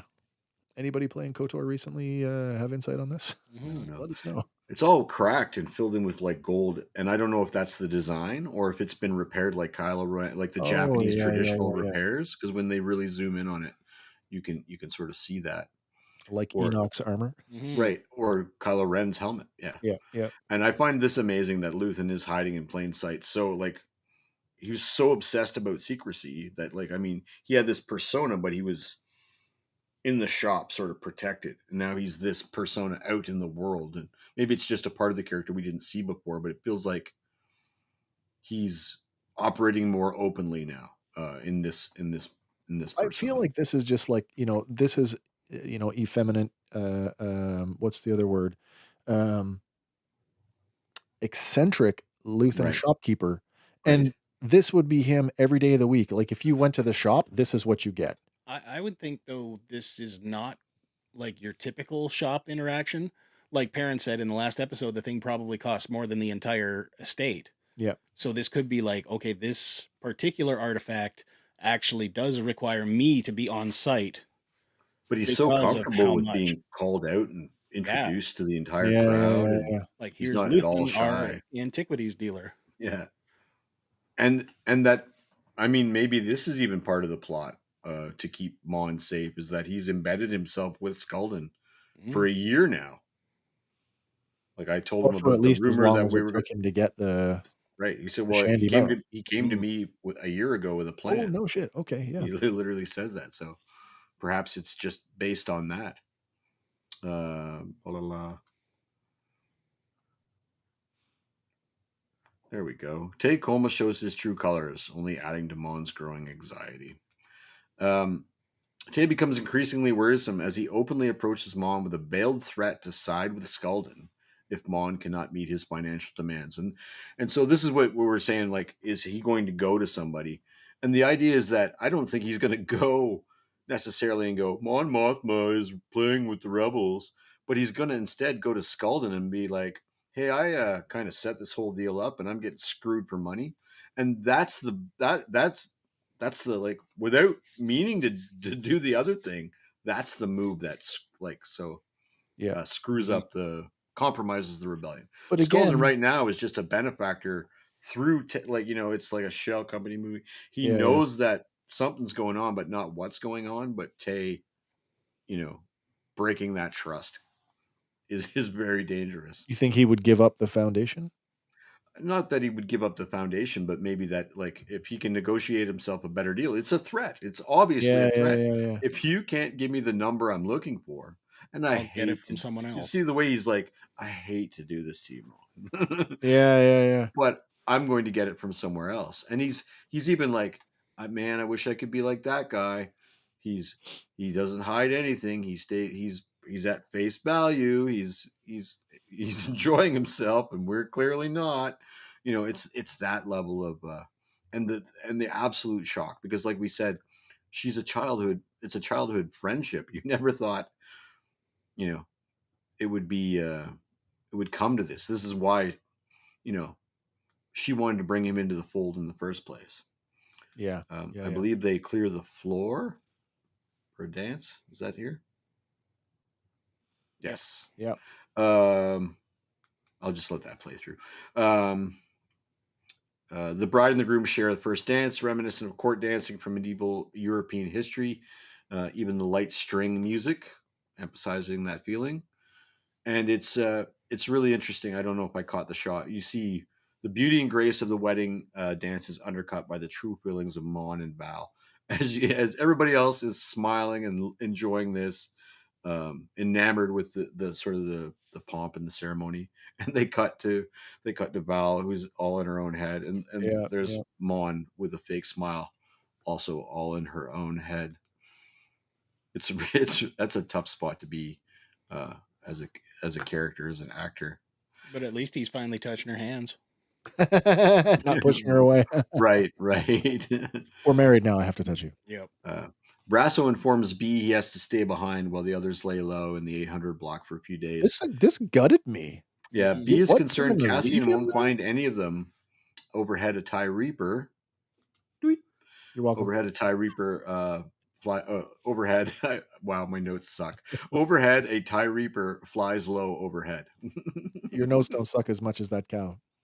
Yeah, that cow's pretty bad. It's like a banta all day. It's a banta. TIE Reaper. I don't want to go into a ton of detail. It's just a really cool Synard developed. This was like a troop carrier in Rogue One. Carrier. Yeah, it in was Star Rogue Wars. One. In Star Wars Squadrons, this one serves an electronic warfare role as well. Yeah, absolutely. Just a cool little. Anytime there's a new ship on screen, we're going to point it out for other folks at home. Where am I still? Bix, thinking that it's Cassian ship, checks the comms to no avail. And then Brasso runs over to see if she did in fact see the thing.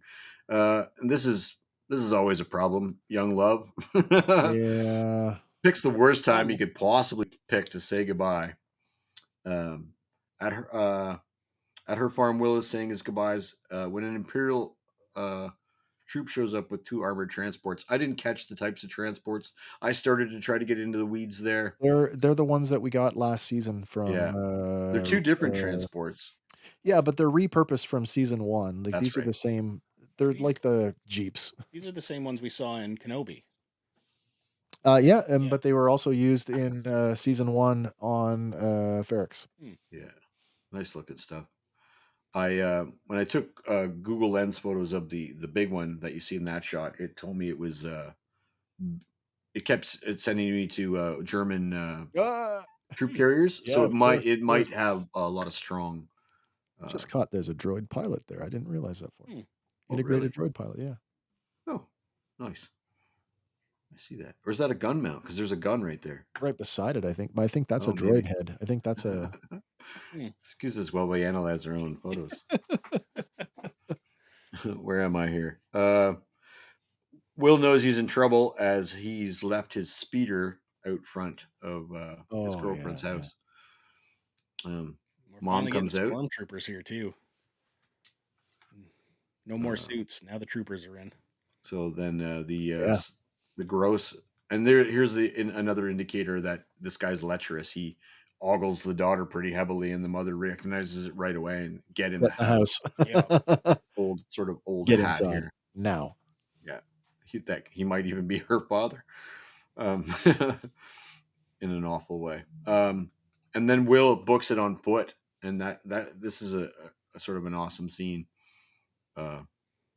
I was really taken with the rye fields, man. I loved it. It was so beautiful. And then this is actually, like you said before, this is the rye that had been saved and then built into a soundstage for certain groups of these shots. So at the same time, Will is running back.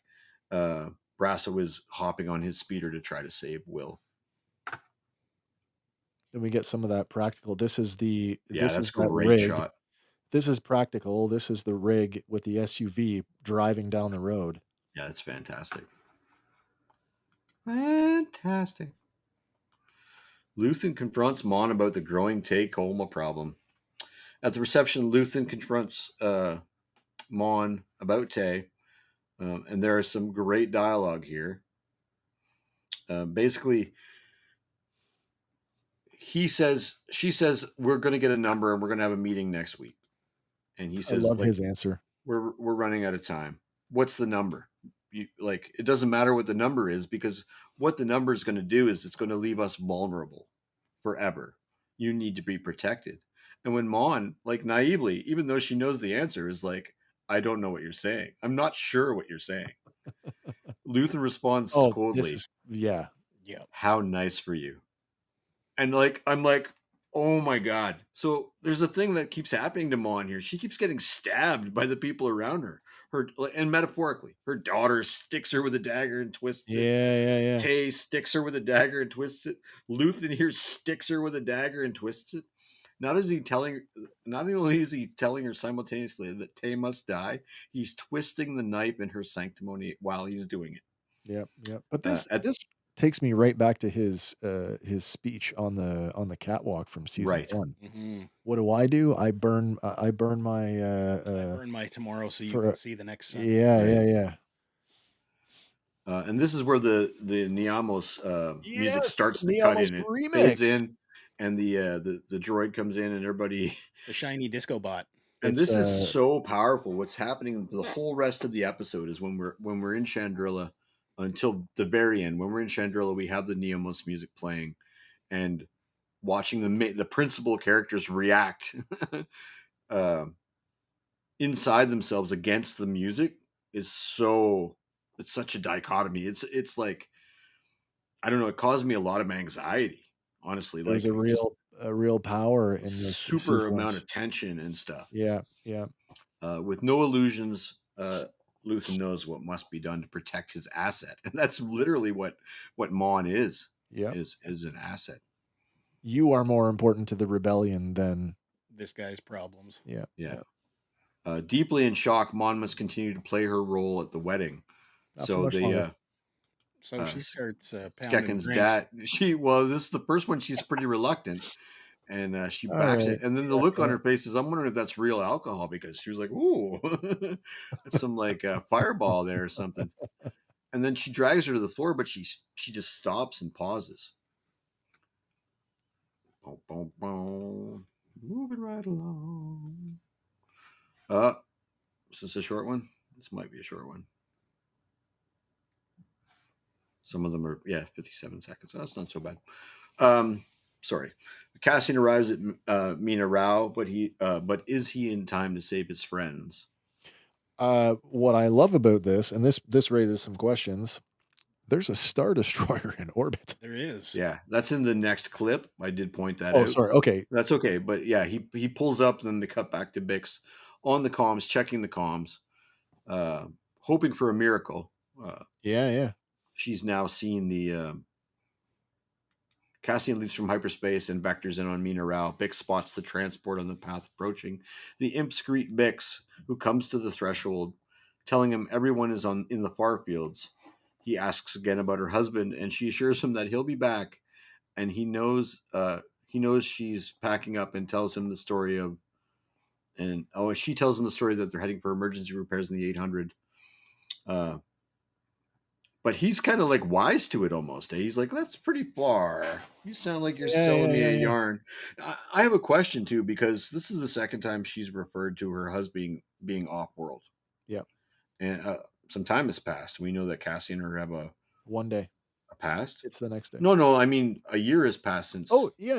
Do you think that might not be a lie or even a half truth? Do you think that maybe they're actually married? They are a thing now after a year? I would think so. She was sleeping on a pretty big bed by herself.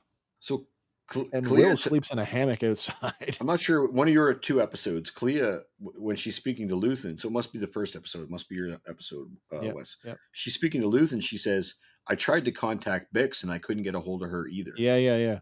It's not just like they're all operatives. Like when we think that they're here hiding out and being at home and trying to live normal lives, this is just their cover. They're all Brasso is an operative. Bix is an operative. Will is an operative. Are they, or are they just protecting them as an extension of Cassian because of the events of? So I thought that until it was like I tried to get a hold of Bix and I couldn't.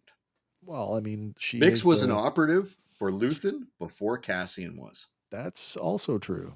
That is true. That's how I don't know.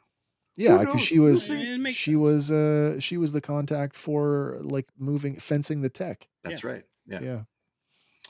Where are we here? Oh, Brasso has walked right into the lion's den. Yeah. Now at the farm, sneaking in the high rye, he's caught by a stormtrooper on patrol. Go there, hands up. And it's kind of unfortunate. Like, why was he sneaking at this point? Well, yeah, he wouldn't. I mean, if he was going in the back door, he might not have seen the transport.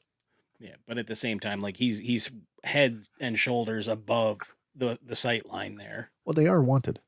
Yeah, they are wanted. Yeah. This piece of acting here, I'll let it loop a few times because I have very few notes. Mon running from her thoughts takes 2 more shots of the strong alcohol, standing alone, still on the dance floor as the crowd of dancers spins and whirls around her. A great juxtaposition of music and tone. Like she looks back at the camera as if to say, "Help me!" Like, oh my god, man! Yeah, some heavy tones. This is not Grandpa's Star Wars. No. Will continues to run through the fields, racing to get home. We cut to the interior of the dormisol while the Imperial is making himself uncomfortably at home. He tells her he knows that she's illegal and that the harvest depends on the nuances of dealing with the politics of how workers are able to work. Huge mirror to today's society. But he's willing to look the other way in exchange for pleasantries. He closes on her, taking her reluctant hand.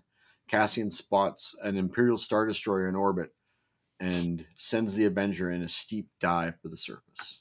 So here's my question about that with the Star Destroyer in orbit. And we saw this. I peg the Gozanti, or in this case, the Customs frigate or whatever it is, about the same size as the Tantive 4. Yes. So we know that'll fit in the hangar bay of a Star Destroyer. Yep. Did it come here in the Star Destroyer? Probably. Oh, I would imagine. Yeah, okay. Because they say they don't know how many are in the air. It's not, I mean, it's not unreasonable to say that it came in a fleet either, because it does have a hyperspace capability. Well, that's just it. I mean, the Mandalorian tells us. I couldn't identify the class of Star Destroyer. It was way too small on the screen. So, well, it's probably Imperial class. It's probably Imperial class. They definitely have messed with the timing on that one. Because like Vader's first tie, I think, is it an Imperial class in A New Hope, or is it a Victory? I think it's a Victory in A New Hope. Yeah, it's the smaller one. Yep. Yeah. But then having Thrawn, having an Imperial class. Yeah. He knows how to fly it now. Yeah. Some great stuff. They linger on shots here, like that shot over the shoulder, diving through. So Brasso protects Kellen, making the Imperials believe that he's been sold out. So brought before the rest of the Imperial patrol, Brasso feigns disgust with the farmer for selling him out. In reality, he's strengthening the farmer's position and making him look like Kellen is on side with the imps. And the imp buys it. He goes, "It's a good thing he showed up when we did." I didn't think for a second it was real. They even share like a smile with one another. It speaks to the character of Brasso, and I don't mean the character, his character as a person. Yeah. What he's willing to sacrifice. Oh, yeah. He knows he's a wanted man, and they've got him. Well, they've got him. He's done. There's nothing else to lose, so why not spend your last protecting somebody, I guess. At least if I'm going to go down, maybe I can prevent them from taking you with me. And he really does sell it. I mean, like, you're as likely to get pushed back by 5 stormtroopers as shot. Yeah. Like, that's a big risk here. I think we're going to get gross in a minute here. Yeah. Okay. I was real careful here to not show. I only showed. Now 100% more salty. Well, so before we get into this, then I'll say that I thought, and maybe I'm just wrong, and I was thinking about the whole scene wrong, but what happens here is traumatic. It's obviously it's horrible. But aside from the situation and the trauma, nothing bad happens here. Bix gets the best of this fellow, and she certainly does. Yeah, and good because I wouldn't want the act to have occurred, and then it could have gone the other way. It could have gone the other way. Her reaction to it, that no, please no. But when I saw that this might be a thing, I had actually heard about this in some of the like trying to stay quiet, but reading a few articles and stuff. I heard that there was going to be sort of this situation, that it might be, and then I heard that's like after it aired, there was a little outcry. People were sort of upset that Star Wars would go this direction. I had read some stuff, and there is a segment of the fan base that's like, this has no place in Star Wars, and I'm like, it does in my Star Wars. Okay, so for them, I say it never occurred to me that Shmi wasn't raped by the Tusken Raiders. Yeah. That to me is way more disturbing than what happens here. On some level, this sequence, and going back to the opening sequence of episode 1, Bix is, or the second, the opening Mina-Rau sequence is her nightmare with Dr. Gorst. What did Gorst do to her? No, 100%. This is Well, they did say whatever noise they were pumping in will make you like live out your worst fears on a level untold. Yeah, but I don't think he was above having his way with her either. No. Especially if she wasn't completely in her right mind. Yeah. Oh, she smashes him. Good atta girl. That's Back at the domicile, Bix is desperately trying to avoid the imp's advances, and things are now being tight, broken with light struggle.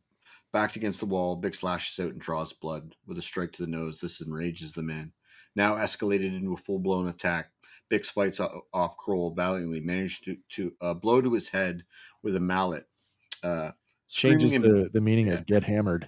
And he does it. I'll tell you what, if you've ever seen somebody brained, and by that I mean like a sharp blow to the head, he does a seriously good job of how people react when that actually happens. Like he's just like, you don't see the Fred Flintstone thing pop up. Yeah. But the fact, like, and I've been knocked out cold, but still been on my feet. So I understand that, and it was never a situation like this, but I understand the idea that your body tries to react with the next rational thought, which is to continue the engagement, but your brain won't let that happen. Disconnected. So the way that he like fumbles for his blaster and then just goes after her is a completely realistic. And then she gets him again.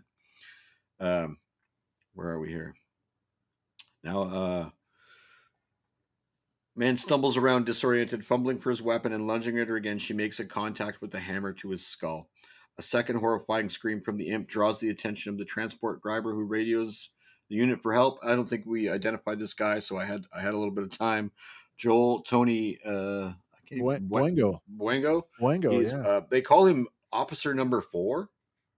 I don't think these are officers, though. Yeah.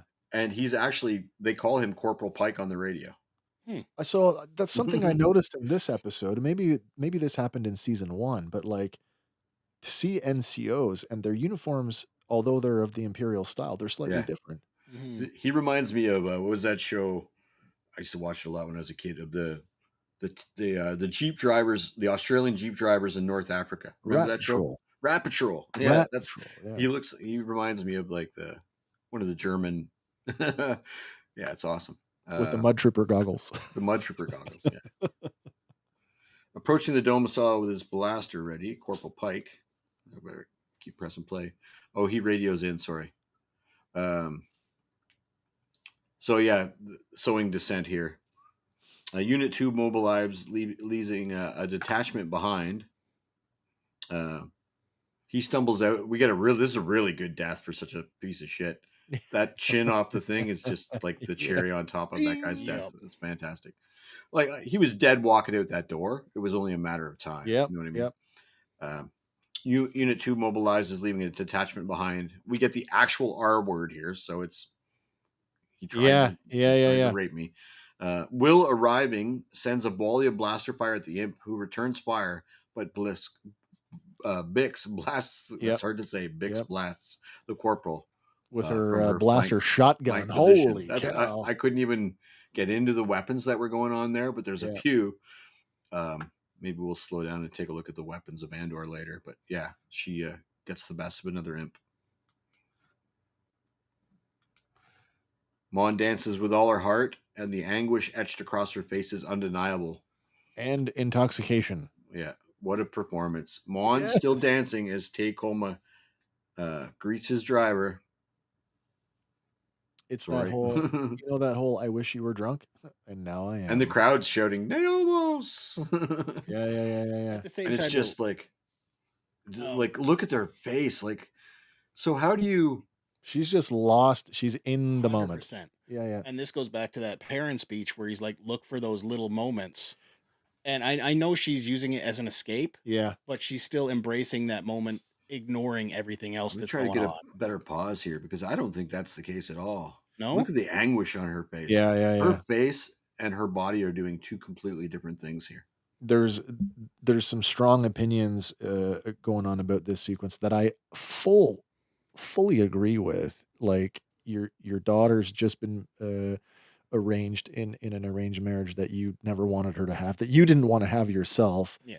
Your secret rebellion is about to not be a secret anymore. And like you're about to lose everything that your childhood friends about to be murdered. Yes. And this is why the caption here, it's kind of 3/4 faded out, but Mon continues to flee from her demons. Absolutely. That's what's happening here. Yeah, she's running. Her entire world is the arrival of Cinta as Tay's driver cements Luthen's plan to protect the budding rebellion. Anybody excited to see what happens with Tay next episode? He ain't not gonna take it for rote. It's just going to be like we won't see him again. It'll never be referred to ever again, unless they turn it on its ear, where he's like, I don't think we'll ever see him again. No, we see the crushing weight of the sacrifice that everybody involved must bear. So we hold on. We hold on Val for a second, and a footnote in the rebellion. Tay Koma helped. Yeah, Tay Koma. Dead for BBY. That's right. Before we go too far, though, sure. The whole scene between Bix and the lieutenant, officer, it parrots the whole dynamic between the German soldier and Shoshana in Inglourious Bastards. Oh, sure. Because he rolls in like, I'm only here for a few days, and everybody's kissing his ass because he's a famous movie star at this point / soldier. So he just expects women to throw themselves at his feet. And by the same virtue, he's like, I'm big shit in town. I can get away with anything. You better, be good to me, or I can make your life crap. I mean, it's sort of a through line in any of those, movies like Platoon, where Charlie Sheen's ripping the guys off the girl, going, it's a human being, man. Like there's this sense of, and I think they use, like, while it's a reality, I think there's this sense of they use that in film to remind us of how inhuman we can become if we let ourselves. Yeah. Realistically. The cavalry has arrived. Cassian swooping low over. The transport turns and eliminates the vehicle and its occupants with a single missile diving low through the smoke from the explosion. It's a pretty great scene. Yep. Some nice shot right out of the trailer. Boom. In the confusion, Cassian's attack, Brasso makes a break for his speeder. Gotta go. They're all like, "What is that?" Well, one guy's like, "That's pretty cool." Yeah. Racing off as the imps lay down, chasing fire. We see one practical shot. Yeah, there's one here that I got to pause on, though. It's coming up. There we go. I didn't put it together until afterwards that, oh, damn. What a time for stormtroopers to start aiming. Seriously. They focus. Lauren's like, that guy's aiming. He's like putting the helmet lens in the sight. They look, they get right up on him. Yeah. And so my notes, back to the domicile. We see one stormtrooper in particular aiming. Then the prototype swoops in to make quick work of the rest of the imps. Using a series of missiles, it clips a grain silo, dumping tons of grain on these three, and that's straight out of video games. It's just like Battlefront back home. Do you remember flying in what are the Nintendo ones? The Rogue Squadron games? Oh yes. We're going to Bespin and destroying all of the fuel. Oh yeah, those platforms. They would light up like that. Boop, boop, boop, yeah, they were all arranged that way. I thought it was a cool thing here. I don't know if I caught it, but when the grain falls on those three stormtroopers, and as he's about to pull off, their signatures blink out. Yeah. Just like Battlefront back home. Back to the domicile, Bixen will witness the smoke from the attack. Cassian spots Brasso's speeder trail. There we go. And stalls abruptly, and wow, my I don't even know what I said there. Abruptly, and Cass outs the ship down close by. Puts the ship down. Vixen, puts the P and the O are beside each other on the keyboard. Vixen will surmise the ruckus is Cassian. Racing to the speeder, Cassian finds Brasso dead. I guess the one aiming troopers are guilty party. Did anybody think there was going to be a moment of like, keep going for me. I'm sorry. Something like that? Maybe. Just in any other movie, maybe, but we're so adult and real here. It's crazy. Like it's kind of stripping away that the luxury of last words and things of that nature. This death reminds me, and I didn't really consider it too much before now, but how much I liked his character. Yeah. Yeah. Racing the speeder, Cassian finds Brasso dead. Cassian takes a brief moment to mourn. Tears and rage fill his eyes. Stopping Bix short in an embrace that's as much about hello as it is about keeping her from Brasso, tells her that he didn't make it and they must all three of them leave now. And it didn't occur to me till after the episode, and I'm like halfway through my notes, I'm like, they left B behind. So that's a huge thing. It's like, what's gonna happen? What's gonna happen? I mean, he does have a better life. Like realistically, if he's there with Talia and she survives what's happening with the Imperials, he's got friends. She takes care of him. There's still that question of, are we going to get a full up retconning of the meeting of K2 and Cassian? And the speculation is that B2 would end up inside. Right. So that's something that we've sort of chewed on a little bit. And if they don't go back for him, that doesn't happen. Yeah, that's right. And Mon's grief is juxtaposed by her euphoric dance. Curiously, it's Perrin alone who notices her anguish. Isn't that wild? Yeah. I thought that was he's noticed his wife curious. in a long time. And as we wander through the emotional toll, unrequited love. That thing's got a big blower sticking out of the hood. Yeah. It's pretty hot. Death. It's a hot rod.